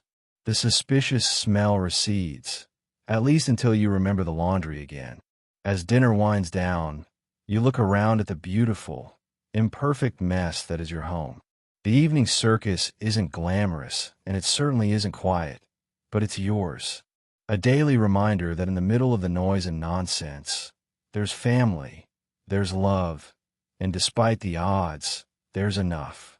Even if the laundry pile smells suspiciously like the inside of a hockey bag, you sit your kids down with pencils and paper. They stare at the homework like it's ancient hieroglyphics. You become a tutor, mediator, and amateur mathematician simultaneously. It's evening in your 1920s living room. The golden hour light slanting through smudged glass and illuminating the family table. A battlefield of arithmetic and spelling lists. The children, who moments before were sprinting laps around the kitchen, are now slumped in chairs, pencils in hand, doing their best impressions of statues. One child squints at a column of numbers. Another picks at a scab, and the youngest pokes the eraser into their ear just to see what happens. You take a seat and prepare for the nightly academic gauntlet. What's 6 * 7? You ask, voice full of patient optimism. The oldest stares off into space, searching for the answer among the ceiling cracks. The youngest suggests 4. You gently redirect, wondering for the 1,000th time if anyone at the school board has ever actually tried to teach tired children after a full day of living. Tonight's math homework is a logic puzzle, except the logic is sometimes harder for you than it is for the kids. Word problems involve scenarios about trains leaving different cities, chickens laying improbable numbers of eggs, and the occasional reference to borrowing and carrying numbers that sound suspiciously like economic advice you could use. Fractions are a group effort. You explain, they nod, you explain again, they sigh, and together you all try to remember if improper means something bad or just something you wish you could say out loud. You move to spelling and penmanship, the latter being a special kind of torment in a house where every pencil has been chewed to half its original size. Use it in a sentence, you prompt, only to receive stories about cats, superheroes, and why broccoli is the villain in every meal. You correct the letter Q for the 6th time, ignoring the urge to simply let it become a new letter entirely. The children argue loudly over who gets to use the good eraser, the one that erases rather than smudges. Tears are threatened, negotiations ensue, and you're suddenly a full-time peacekeeper. Someone storms away from the table only to return moments later because they can't remember what capitalization means. You try not to take it personally. In between refereeing, you're still deciphering teachers' notes. Sometimes they're encouragements. Keep practicing long division. Sometimes they're gentle reminders. Please return library book. Sometimes they're cryptic warnings about an upcoming special project, which you suspect is code for parental involvement required. You add it to the mental list of things to worry about right after rent and right before. Will we ever see the bottom of the laundry basket? As the homework hour ticks by, the house grows louder, then quieter, then miraculously focused. You answer questions about geography, science, and the historical significance of the steam engine. Topics you haven't reviewed since your own school days, and even then only for as long as the teacher stood over your puny shoulder. You offer encouragements. You're doing great, and the occasional bribe. Finish this page, and maybe there's jam for dessert. The pencils keep moving. Finally, after much effort and not a little sweat, the last math problem is solved. The last word is spelled, and the last pencil rolled under the table. Homework is complete, more or less. You stack the papers, check for stray answers scribbled in the margins, and breathe out a sigh that's equal parts relief and exhaustion. In the quiet aftermath, you realize this nightly ritual is its own kind of lesson, not just for the children, but for you. It's a study in patience, perseverance, and the fine art of explaining fractions while simultaneously removing a marble from someone's nose. Homework in the 1920s isn't just about arithmetic. It's about holding the family together, one barely sharpened pencil at a time. Laundry means boiling water, hand-scrubbing shirts until your knuckles ache, and wringing everything out with the strength of a competitive athlete. It's you versus stains, and stains often win. You wake up on laundry day already tired, knowing what's ahead. A full-blown aquatic event starring tubs, washboards, and clouds of steam. Forget the sweet-smelling automated magic of modern washing machines. In the 1920s, laundry is a manual labor sport. Part science experiment, part test of personal willpower. The first challenge is water. You fill a kettle and 2 saucepans from the tap, knowing it will take most of the morning just to heat enough for the first round. Once it's boiling, you pour it carefully into the wash tub. Try not to splash and scold yourself, which is nearly impossible when you're pouring a gallon of lava into a metal pail. The kitchen turns tropical, steam coating the windows, curling your hair, and making everyone feel like they're living in a communal teapot. So comes next. Not gentle lavender-scented bars, but big, harsh blocks of laundry soap. The kind that's a little intimidating to handle, and even more terrifying to accidentally get in your eyes. You shave off slices with a knife, drop them into the steaming water, and stir until your fingers feel raw, just from holding the paddle. Now the real work begins. Scrubbing each shirt, each pair of socks. Each mysteriously stained undershirt gets a full interrogation. You attack armpits, knees, and collars with a brush and elbow grease, working the soap in like you're trying to erase the evidence of childhood. And it turns out childhood is mostly made of grass, stains, ink, and whatever mysterious substance your youngest decided to experiment with at lunch. There's no soundtrack except for the slosh of water, the scrape of fabric against the board, and your own quiet muttering. You glance at the growing pile of still dirty clothes and wonder if the children are actually rolling in mud at recess, or if the house itself is just manufacturing grime for job security. Rinsing requires a second tub, this one just as heavy, just as hot, and just as unwieldy. You dunk each piece, swishing it around with the ferocity of a shark. Then wring it out until your hands scream in protest. By the end of an hour, your knuckles are red, your arms ache, and you've discovered new muscle groups you never knew existed. Competitive athletes might run marathons, but have they ever wrung out 6 woolen sweaters by hand? You think not. The final step is hanging everything to dry. On a good day, the sun is shining and there's a breeze. On a bad day, it's raining and you have to string lines across the kitchen, creating a low-hanging labyrinth of damp shirts and socks for everyone to dodge. Nothing says home quite like having to duck under your father's long johns to reach the pantry. If you're lucky, your laundry smells like soap and sunshine by dinner time. If you're not, it still smells like wet wool and effort. Just when you think you're finished, someone always someone arrives with a shirt they forgot to add to the pile. You resist the urge to weep, take a deep breath, and start again. Laundry day in the 1920s is not glamorous. It's physical labor, steam, soap, and suffering. It's a battle against stains and time, fought with nothing but your own 2 hands and an endless supply of patience. And as you collapse into a chair at the end of the day, arms rubbery, surrounded by drying clothes and the faint proud scent of hard-won cleanliness, you know you've survived another round. The stains may win sometimes, but so do you. You sweep floors, wipe surfaces, and question how children can create so much disorder in such little time. Dust returns faster than motivation. Every corner of the house seems to exist in a state of perpetual disarray, as if the universe is determined to test your patience and the physical limits of brooms. In the 1920s, there's no vacuum to roar to your rescue. Just a humble bristle brush, a bucket, and your own resolve. The day's great mystery isn't where lost socks go, but how so many crumbs have assembled beneath the table before breakfast has even ended.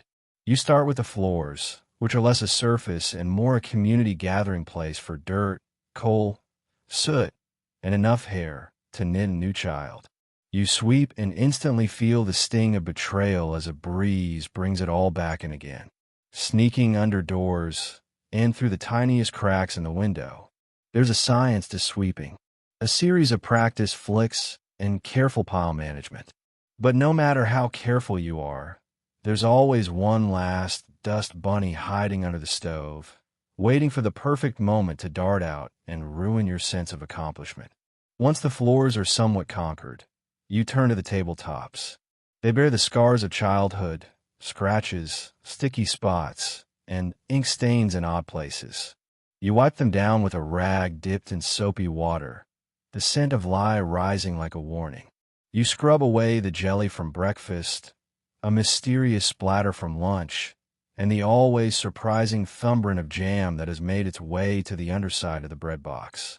The children, oblivious to your heroic efforts, are experts at redecorating.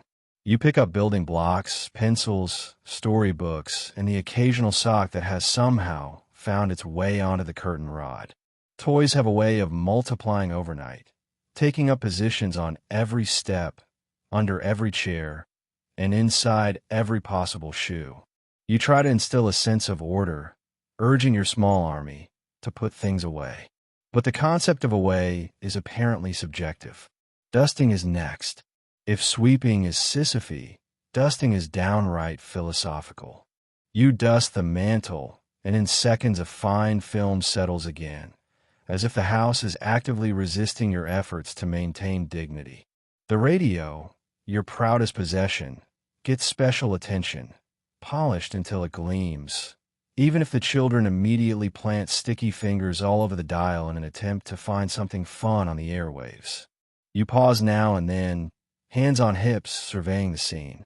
You realize the battle is endless, the enemy eternal. There are always fingerprints on windows, shoe prints in the hallway, and a faint lingering aroma of last night's stew clinging to the curtains. Some days the task feels impossible, but there are small victories.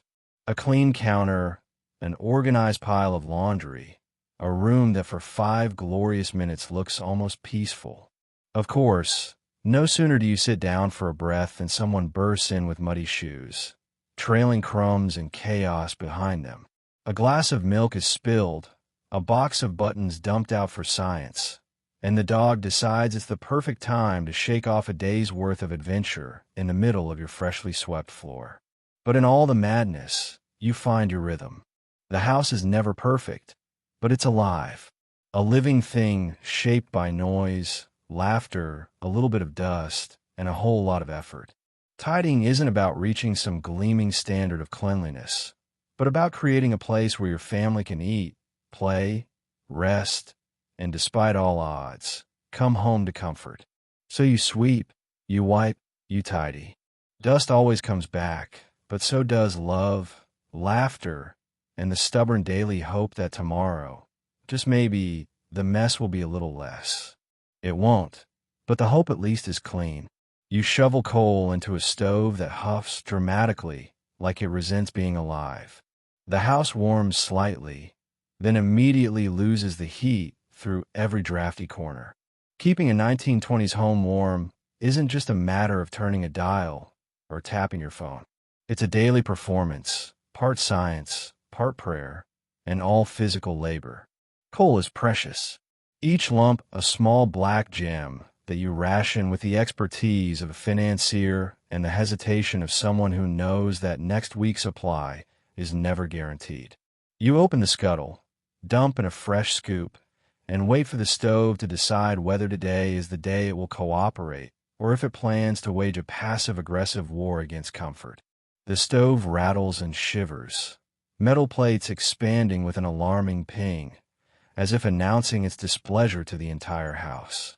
You open the damper, prod the embers, and stand back while a tiny, reluctant flame flickers to life. Sometimes the smoke goes up the chimney. Sometimes it decides to visit the kitchen, drifting through the house with the subtlety of a parade.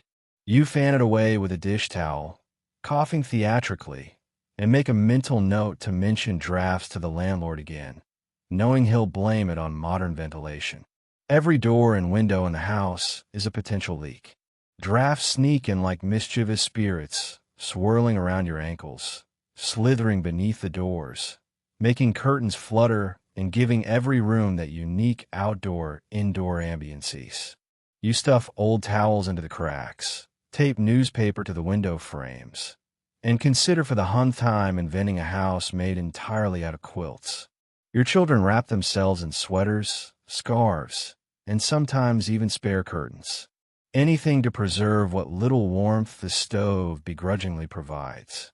There's a constant negotiation of comfort, Stand too close to the stove and risk singing your shins. Stray too far and your toes freeze into tiny ice sculptures.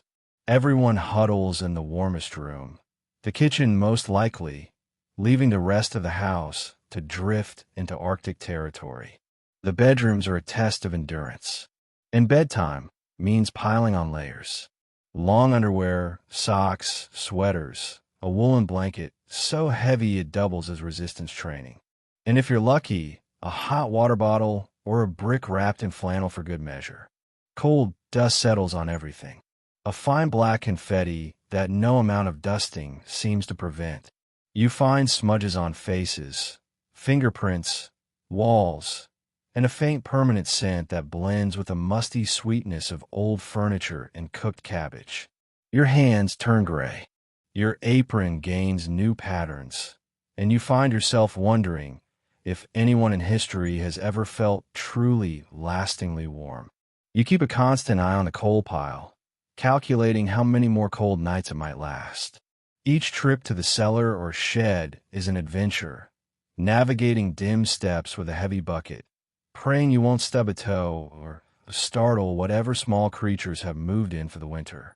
On especially lean weeks, you burn newspaper, wood scraps, even dried orange peels, making each flame a tiny triumph of ingenuity over adversity.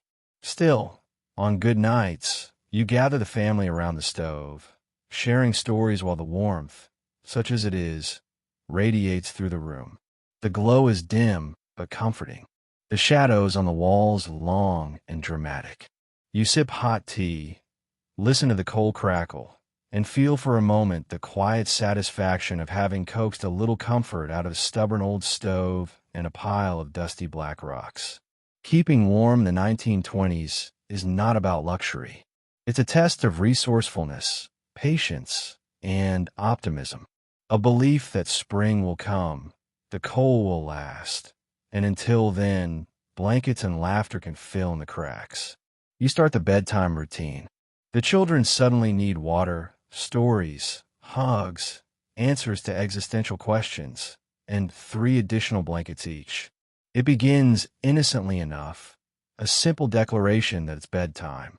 But in the 1920s, as now, this phrase acts less as a command and more as a starting gun for one of the most intricate negotiations known to humankind. The kids, previously limp with fatigue, are suddenly wide awake, alert, talkative, and ready to make their case before the court of stalling bedtime. First, there are the logistical requirements.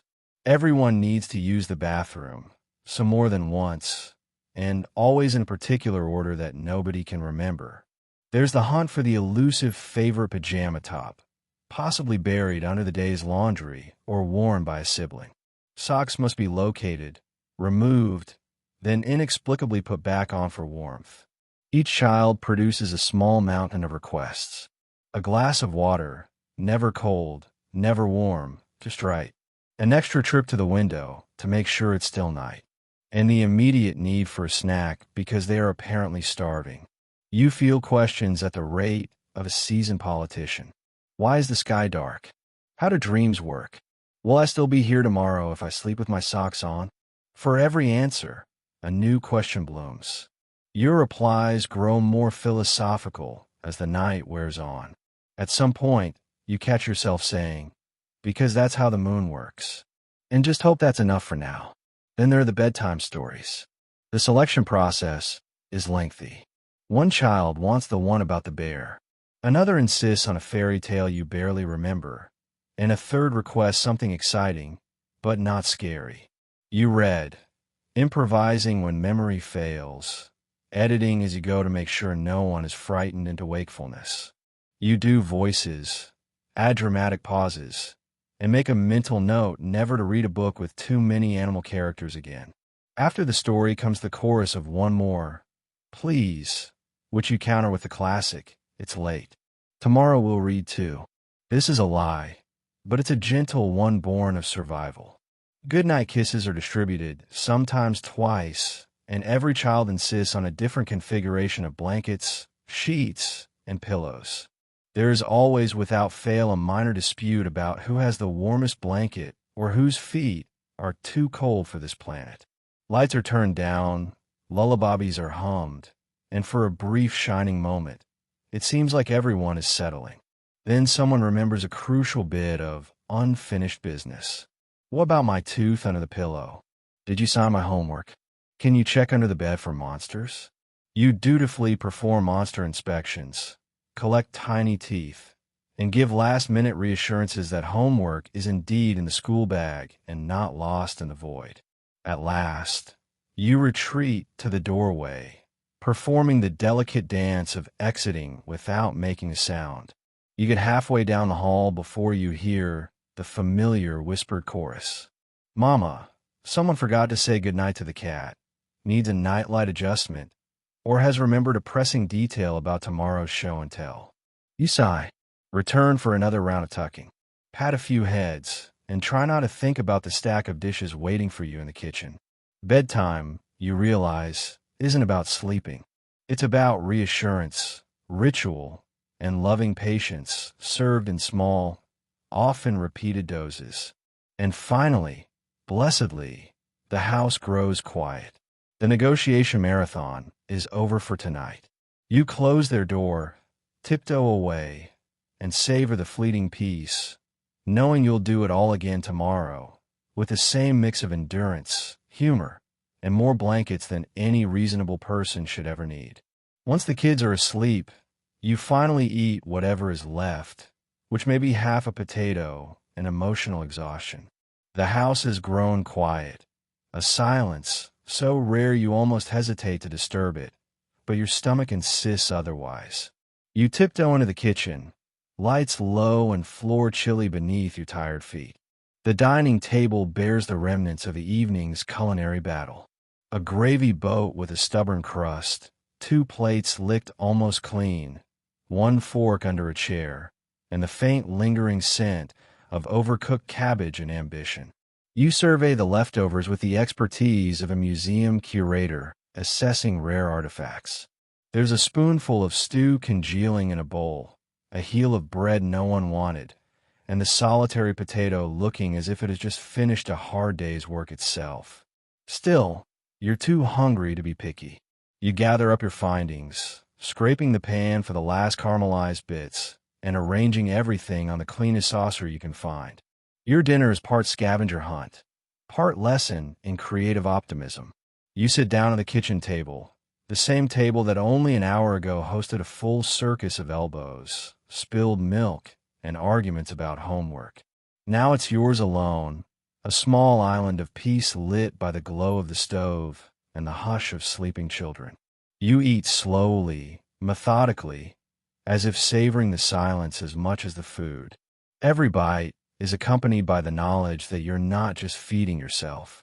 You're refueling for tomorrow for another round of breakfast negotiations and laundry diplomacy. Tonight's meal may be modest, but you find small pleasures in it. The bread, when dunked in stew, is still warm. The potato, dressed with a pinch of salt, tastes like something earned. You allow yourself a moment to sit back, close your eyes, and just breathe for a brief minute. You're not a provider or a referee. You're simply a person alone with her thoughts and a chipped teacup. The kitchen is quieter at this hour, but there are still small sounds. The tick of the wall clock, the distant rumble of a streetcar, the faint rustle of laundry shifting in its basket. You remember when dinner meant more variety? Maybe a roast or a fresh pie, or at least a slab of cheese that wasn't rationed into invisibility. But those are luxuries for better weeks. Tonight dinner is practical, unglamorous, and eaten not out of desire, but necessity. You think about tomorrow's menu, doing the math in your head as you chew. If you save the rest of the carrots for stew, maybe there's enough flour for biscuits. And if you're careful, a bit of jam might survive until the weekend. Planning meals is a never-ending puzzle.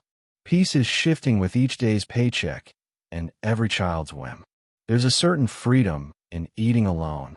No need to bargain, coax, or cut anyone else's food. You don't have to answer questions or moderate debates over whose turn it is to clear the table. It's just you, a quiet room, and a plate that may be humble, but is yours. As you finish the last bite, you resist the urge to feel sorry for yourself. After all, you've kept everyone fed, warm, and loved for another day. That is a victory. Even if tonight's feast is little more than crumbs, you set your plate in the sink, rinse it quietly, and glance at the reflection in the kitchen window. Tired, yes, but also quietly triumphant. This meal, the forgotten meal, is a silent celebration, a recognition that sometimes simply making it through the day is reason enough to sit, eat, and call it good. Tomorrow you'll do it all again.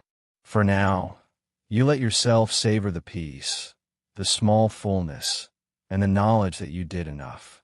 You wash dishes, mend clothes, and mentally prepare for tomorrow's chaos.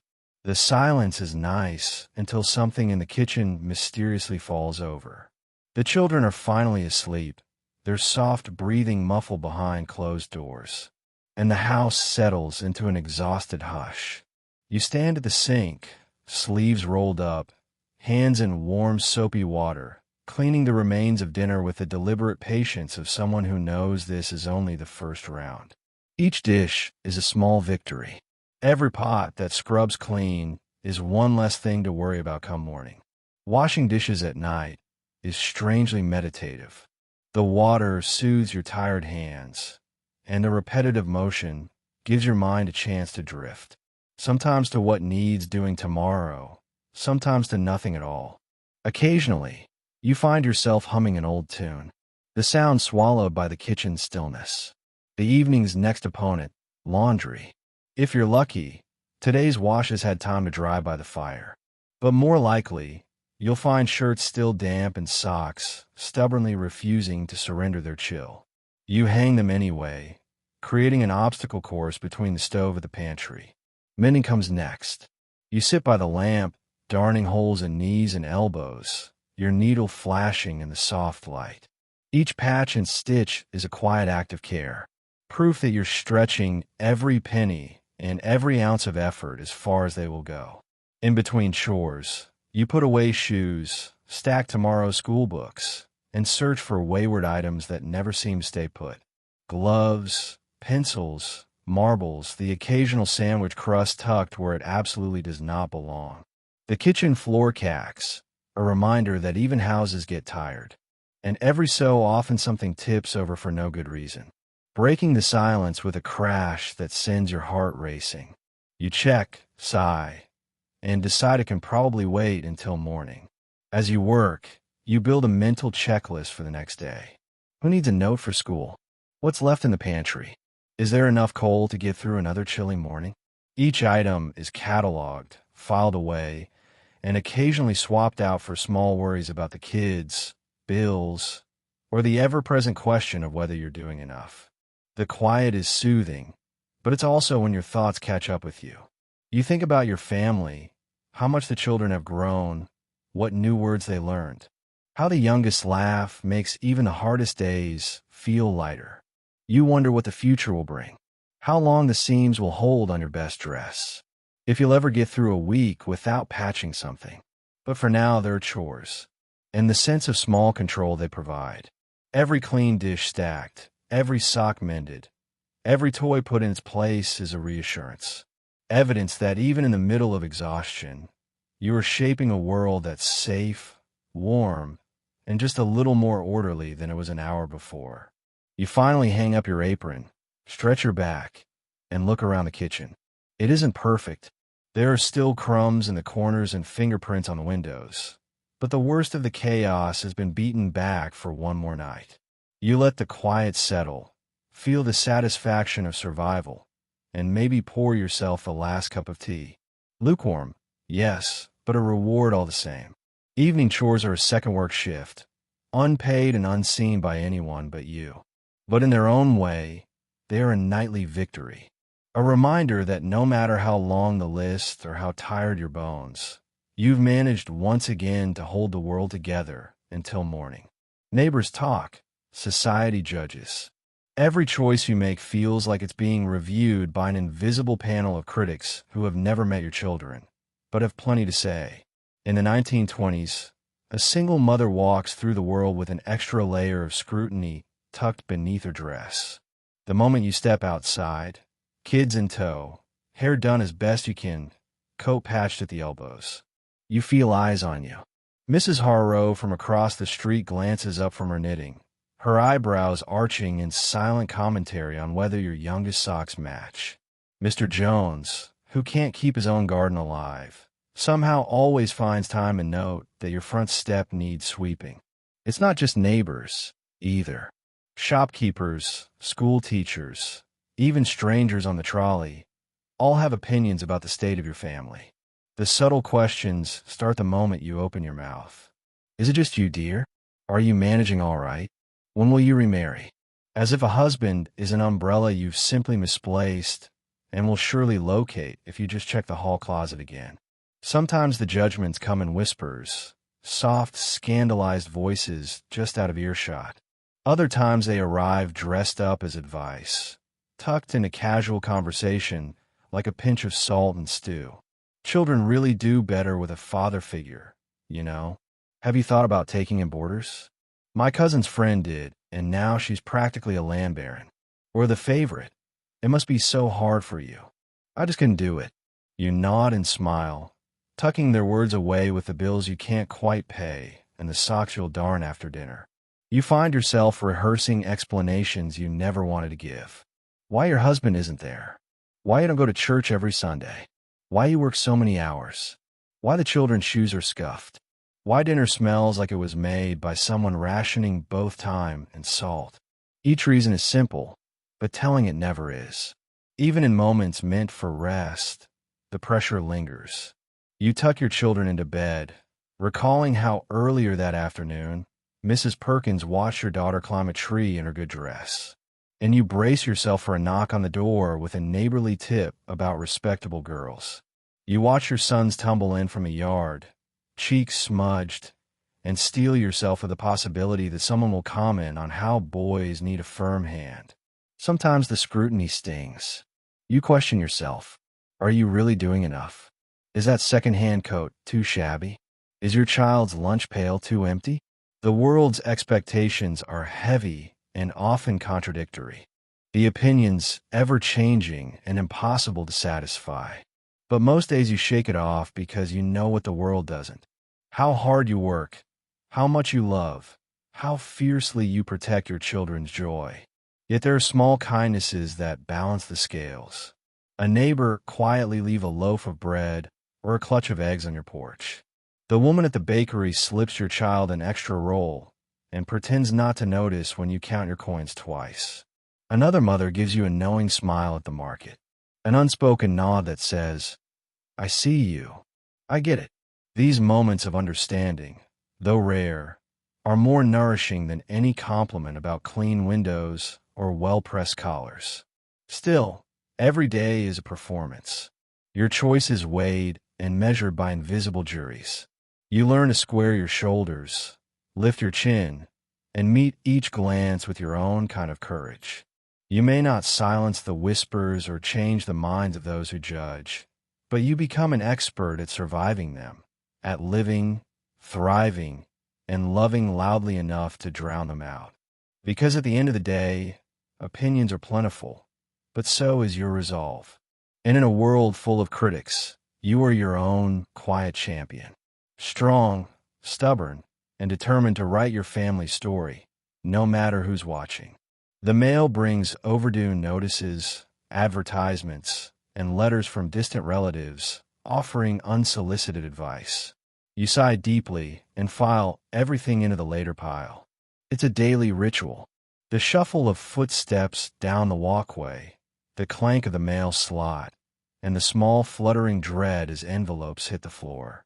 In the 1920s, mail is a lifeline and a threat, sometimes bringing good news, but more often a parade of bills, formal warnings, and distant relations writing just to let you know they worry about you. You pick up the small pile, sorting with the skill of a poker player trying to hide a bad hand. The first envelope is a bill printed in stern black ink, the kind that seems to judge you before you even open it. The electric company reminding you again how much light you've dared to enjoy this month. The rent is due. The coal man would like a word. The water bill is in red, which you've learned is never a good sign, even if it does add a festive touch to your pay stack. Next come the advertisements. One for a new brand of soap guaranteed to make laundry a pleasure, which earns an eye roll so hard you nearly sprain something. Another is for a miracle tonic promising to cure all your ills, provided your only ills are hope and gullibility. A local department store offers a sale on men's hats, which feels less like a shopping opportunity and more like a reminder. Tucked between the bills and the flyers is a letter from your Aunt Lillian, written in her spidery script and filled with news of people you barely remember. She includes advice, of course, always advice. You mustn't work so hard, dear, she writes. As though you hadn't considered that option, she adds a recipe for liver casserole, which you file under emergencies only. There's a cousin's wedding announcement, a reminder that everyone else's life seems to unfold in neat, predictable chapters, unlike your own, which feels more like a choose-your-own adventure with missing pages.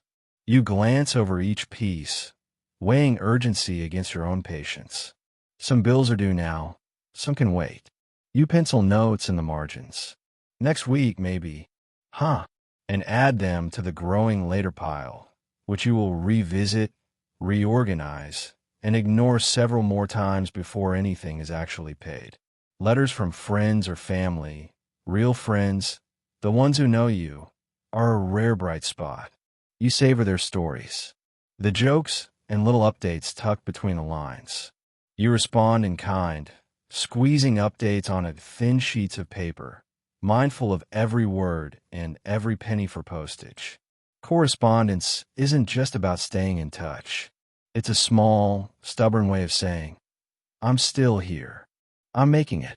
Occasionally, there's bad news. A cousin fallen ill, a neighbor's misfortune, a job lost across town.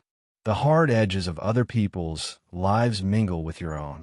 A reminder that no one is immune to worry or heartbreak. You let yourself sigh, a long, deep exhale, and add those letters to the later pile, too, hoping that time will soften their sharpness. You tuck the day's mail into its drawer, close it firmly, and give yourself permission not to think about it, at least for a little while. The bills will wait. The advice will wait. The world for once can wait. You step away from the desk and turn your mind back to the present. The warmth of the stove, the sound of your children laughing, the familiar comfort of things you can control, if only for tonight. Mail in the 1920s is a mixed blessing. News burdens and the occasional reminder that even as the world keeps sending its demands and opinions, you're still writing your own story. One letter, one bill, and one day at a time. You sit in your favorite chair with a cup of tea, so weak it's practically water. For a moment, 3 minutes at most, you breathe. The house is finally still. Children's feet are quiet. Pots have ceased clattering. The stove simmers without protest. You sink into the chair that has molded itself to your shape over the years. A lumpy, lopsided throne patched with memories and the odd bit of yarn. It cacks just enough to remind you it's real, but not so much as to summon anyone asking for a story or a glass of milk. You cradle your teacup in both hands, letting the rising warmth soothe your battered knuckles. The tea is less Earl Grey and more hot hope, a result of rationed leaves and a kettle that boiled a little too long. Still, you sip, savoring the illusion of flavor and the comfort of ritual. In these precious minutes, your body releases its grip on the day's worries, and you let your mind drift to quieter places.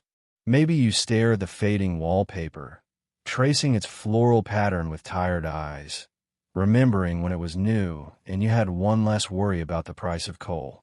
Maybe you close your eyes entirely, listening for nothing, just the slow tick of the clock in the distant, reassuring hush of city life winding down. Outside, a trolley clangs its bell, a neighbor closes a window, and the night presses gently against the glass, promising a temporary ceasefire from all things urgent. Your thoughts float to a safer, softer landscape. You remember a summer picnic by the river, the sound of laughter, the taste of strawberries plucked straight from the vine. No rationing, no bills, no chores waiting around the next bend. For a moment, you imagine yourself somewhere else. A grand hotel with servants, a garden filled with roses, a world where me time lasts longer than a boiling kettle. But reality is never far. A floorboard pops somewhere in the hallway. The cat or a neighbor's opportunistic feline pads across the rug, eyeing your teacup with gentle disdain.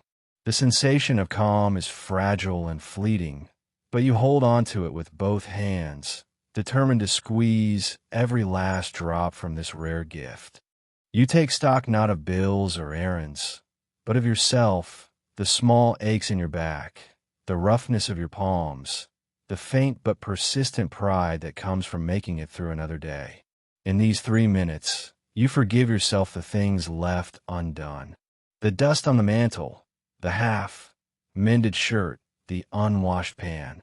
The world is still spinning, but you are allowed to rest. The silence is not perfect. There are distant city sounds, the soft crackle of the stove settling down for the night, the nearly inaudible snore of a child behind a closed door. But here they do not demand anything of you. Here you are just yourself, not mama or miss or the woman who never has a moment to sit down. Here for just 3 minutes you exist without responsibility. You savor every second, every tiny pleasure, the steam curling from your cup, the feeling of your tired legs propped on a stool, the gentle thud of your own heartbeat slowing down. You look out the window and see the world softened by twilight, less sharp, less insistent, more forgiving.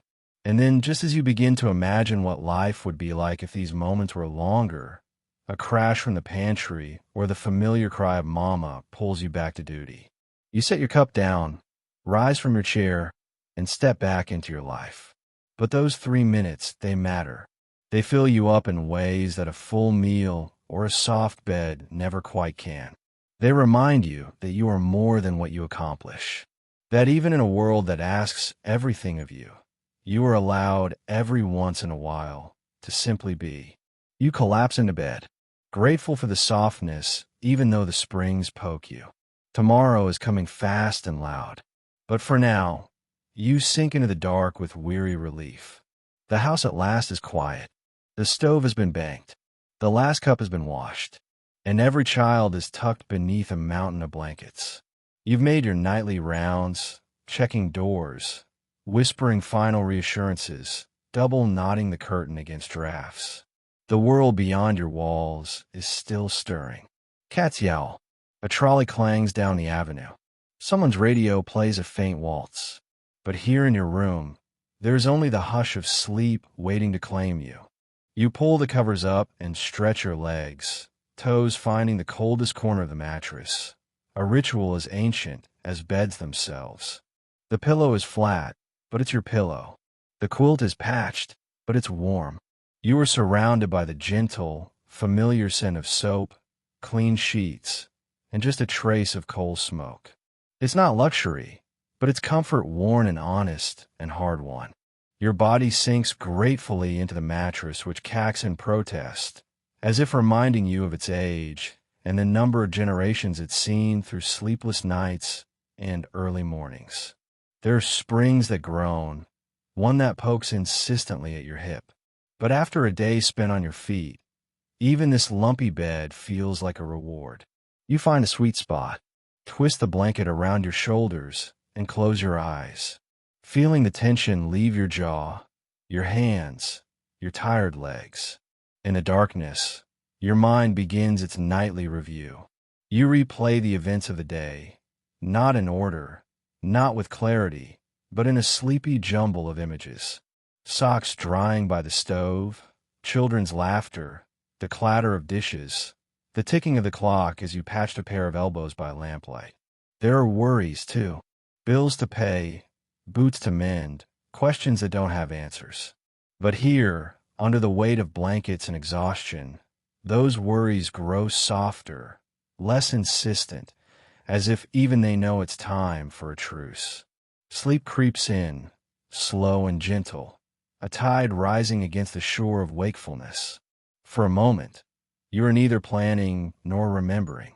You simply drift, buoyed by the knowledge that for tonight, you've done enough. You've carried the world through another day, and tomorrow can wait its turn. Outside, the city dreams. Street lights flicker somewhere. A dog barks, and the moon slips between clouds, keeping its lonely vigil over rooftops and alleyways. You imagine the lives of neighbors, other mothers, other children, all folded into beds of their own, all making their quiet peace with the day behind and the one ahead. You let your mind wander to gentler places. Maybe you recall a summer field, the hum of bees, the feeling of cool grass under bare feet. Maybe you float toward hopes for tomorrow, a day with fewer spills, fewer tears, more laughter. Or maybe you think of nothing at all, letting the darkness sweep you clean. The springs squeak once more as you shift, chasing that final bit of comfort. You smile almost at how precious sleep feels in a world so rarely quiet. Here for a few hours there are no judgments, no errands, no drafts. There is only rest, a soft dark space where you are no one but yourself. And as you surrender to sleep, you are reminded that in the 1920s or any era, the real miracle isn't just surviving the day. It's finding a moment at the end of it to let go, to rest, and to gather the strength to rise and do it all again. So you drift finally into sleep, a gentle truce with tomorrow. Your bathroom is not so much a room as it is a concept. If you're lucky, you have an outhouse at the end of a muddy yard. If you're not, there's a chamber pot and a highly developed ability to ignore smells. Indoor plumbing is a rumor spread by optimists. The ritual of freshening up in the 1920s is a true test of willpower and creative problem solving. Mornings begin with a groggy pilgrimage. Boots pulled over, socks, across a chilly, damp floor, or if fortune has truly deserted you, across a frostbitten lawn, down a muddy path to the family outhouse. In summer, it's a journey through dew and mosquitoes.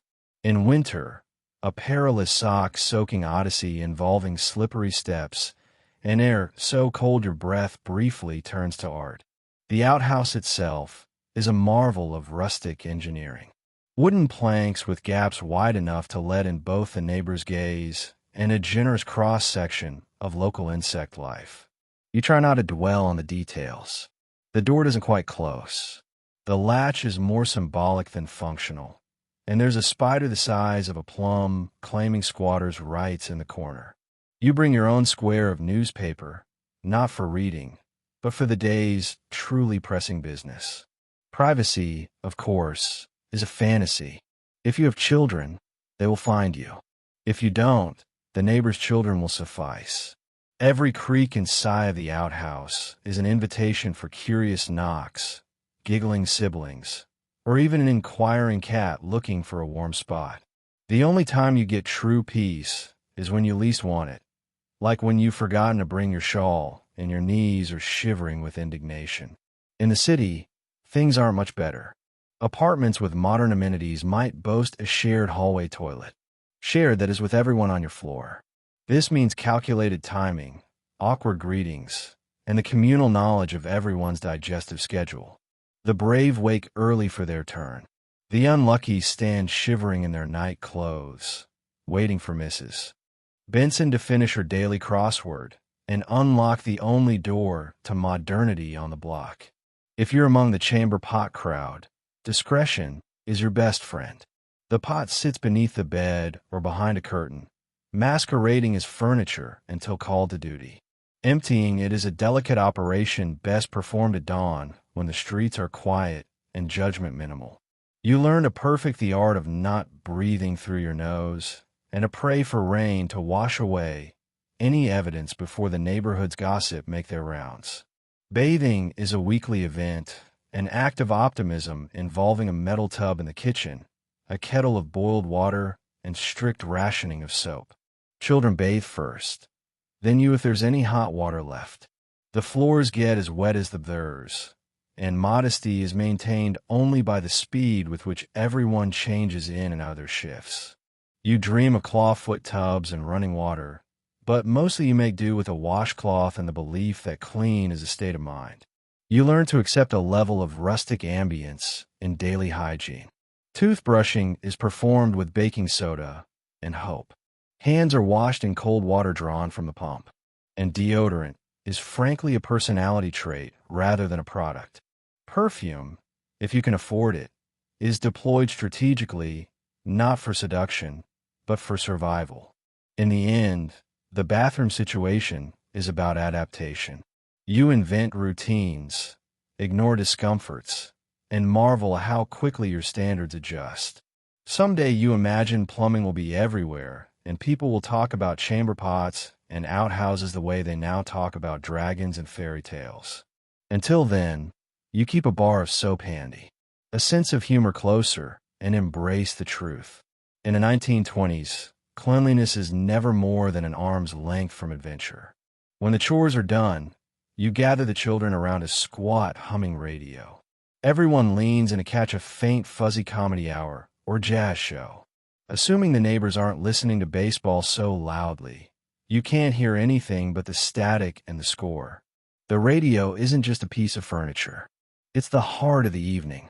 Your ticket to distant worlds and a chance to pretend for half an hour at least that your kitchen is a glamorous speakeasy or a fancy hotel ballroom, or at the very least a place where the news comes from somewhere other than your neighbor's window. The children crowd close, elbows jostling for prime position, and you fiddle with the tuning dial in hopes of banishing the worst of the crackle. The signal comes and goes, like a stubborn cat deciding whether or not it will grace you with its presence. If you're lucky, the program comes through.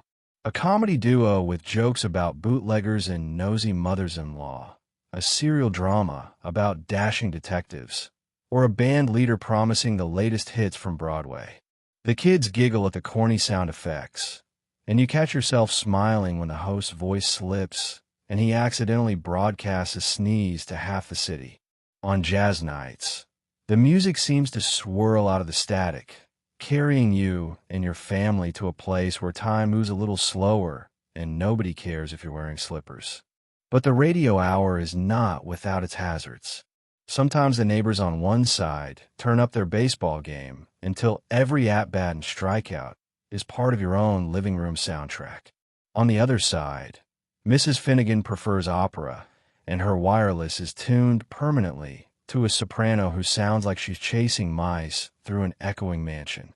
You sigh, try to split the difference, angling the radio toward the window, sometimes resorting to adjusting the antenna with a metal spoon for better reception, as advised by absolutely nobody with real electrical knowledge. The radio is a lifeline to the world outside your four walls. News bulletins come in, sometimes cheerful, sometimes ominous. You hear about far-off storms, political speeches, and the latest dance craze sweeping Chicago. Your children listen wide-eyed to stories of explorers, heroes, and inventors. People whose lives seem impossibly grand, and whose problems for at least 1 hour feel safely distant. Occasionally, you receive a shout-out, a birthday greeting sent in by post, read live on the air by a bored announcer with the delivery of someone halfway through a cold. The kids cheer, you blush, and, for one shining moment, it feels as if you and your family are famous. The glow from the radio's dial casts warm, wobbly shadows on the walls. You share a plate of day-old cookies and listen for the punchlines, the weather report, the gentle thrum of music weaving into the fabric of your home. When the show ends, there's always a collective sigh, as if the whole house has been holding its breath together. As you turn the dial to off, the quiet is almost startling. The children linger, sometimes reenacting a skit or humming a tune, reluctant to let the spell break. You tuck the radio back in its corner, careful with the cord, and feel grateful for this odd little box that brings the world closer, even if it's wrapped in static and occasionally sounds like it's being broadcast from inside a tin can. The radio hour is more than entertainment. It's comfort, community, and the gentle reminder that even in the smallest, noisiest, dustiest house, you're never truly alone. For a few minutes each night, the world shrinks to a circle of faces, the glow of a dial, and stories that, no matter how crackly, promise hope, laughter, and a little music to carry you into sleep. When a child gets a fever, you consult a terrifyingly old bottle of castor oil, a mustard plaster, and the collective wisdom of 3 ants. The doctor is expensive and prone to recommending things like fresh air and more beef, neither of which are available. In the 1920s, illness in the house means the start of a complex decision-making process. Equal parts intuition, superstition, and rummaging through the medicine cabinet for anything that doesn't look actively haunted. The medicine cabinet, by the way, is more a shelf than a cabinet, with bottles of mysterious origins, faded labels, and the sort of powders and liniments that smell like regret and old shoes.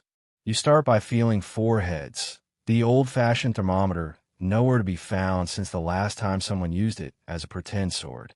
If the child is warm, you do what every responsible parent in this era does. You summon the ants. They arrive with speed and opinions, each bringing a different diagnosis and at least one dubious cure. Aunt Mabel swears by onion pick uses. Aunt Ida is a firm believer in tea made from boiled dandelions.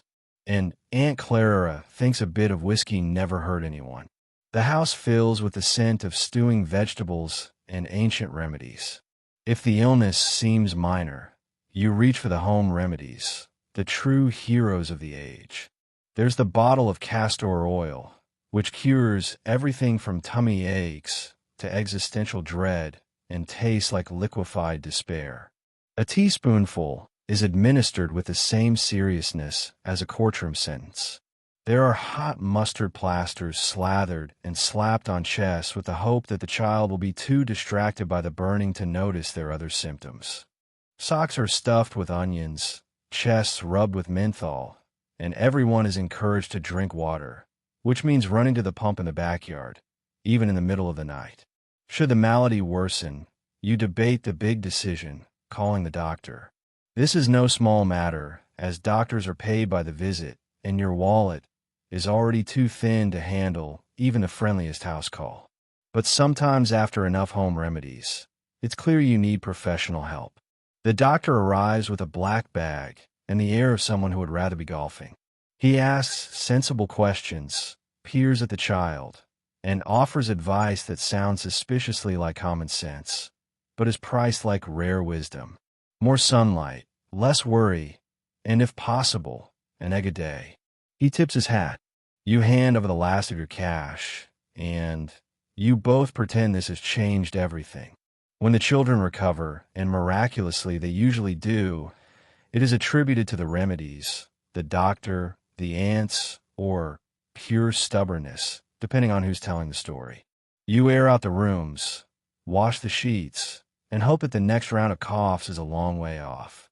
For the worst days, you keep a small stash of peppermint, used both for soothing sore throats and bribing children to swallow something unspeakable. Modern medicine in all its antiseptic glory is still a distant dream. Here in your world, health is a matter of managing symptoms, trusting instincts, and hoping the fever breaks before the laundry pile mutinies. You listen for the night coughs, tuck the covers tight, and keep the water pitcher by the bed. When everyone is finally well, there's a sense of collective triumph. You survived another round of sniffles, aches, and medical guesswork. You put away the castor oil, far back on the shelf, just in case. Thank the ants and count your blessings. One for each healthy child, and one more for the miracle of getting through it all with just a few more gray hairs and another story to tell. Because in the 1920s, the pharmacy is mostly your pantry, and the best medicine is a combination of stubborn love, community, and a bit of luck. You scrub faces, brush hair, and wipe shoes. all in an attempt to look presentable for neighbors and Sunday church. Somehow, your children still manage to accumulate mysterious stains moments before you leave the house. Soap is rationed like it's gold dust. Mornings intended for looking presentable are best described as high-stakes theater.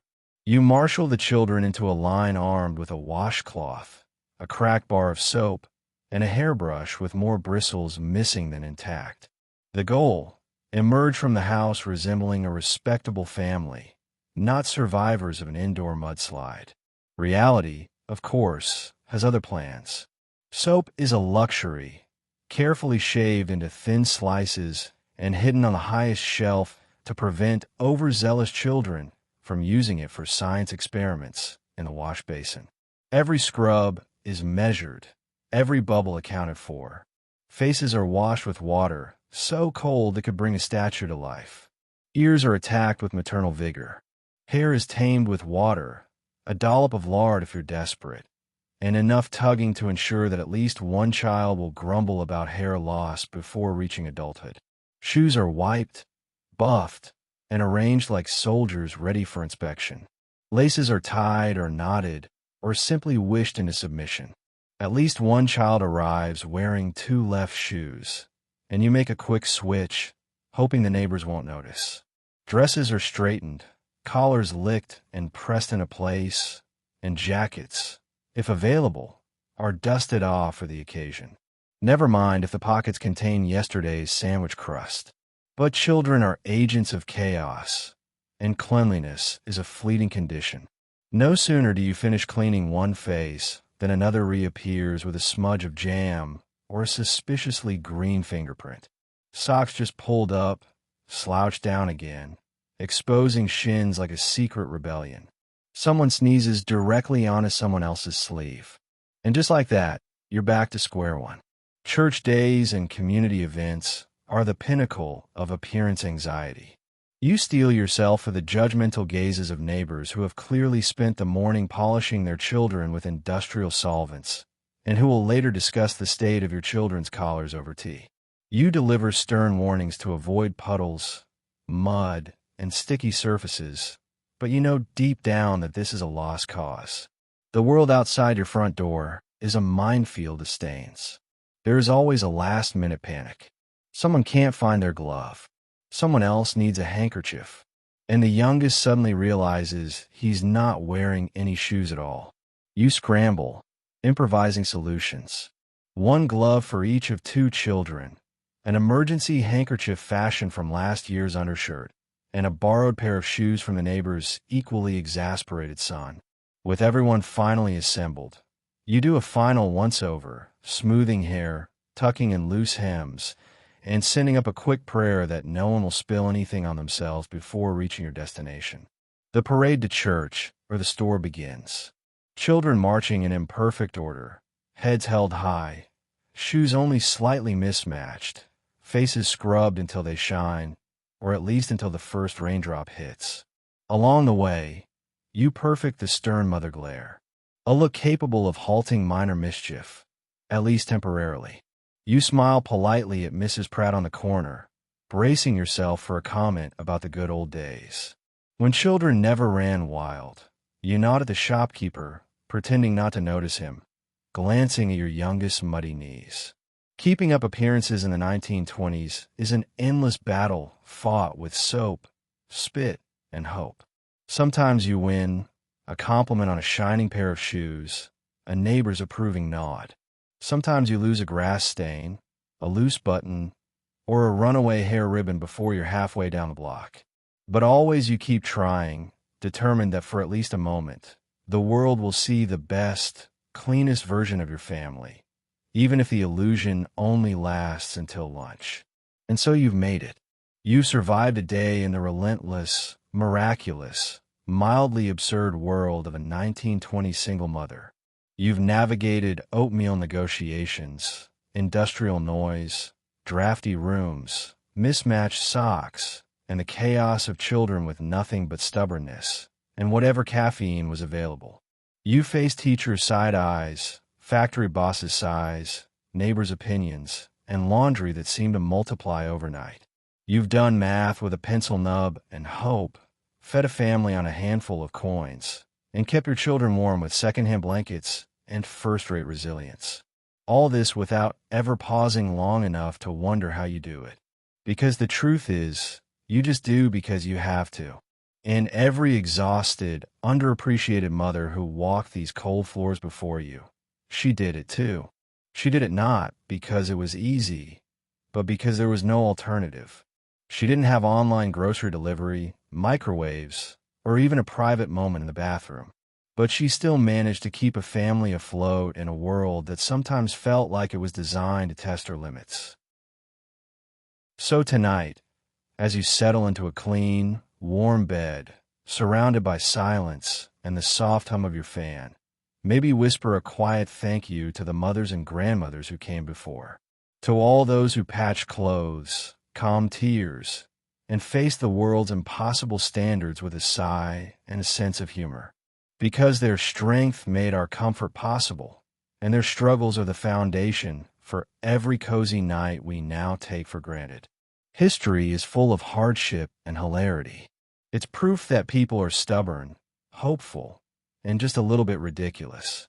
So, close your eyes, let go of the noise, and rest easy. Tomorrow is coming, but for now, you've earned your peace. Good night.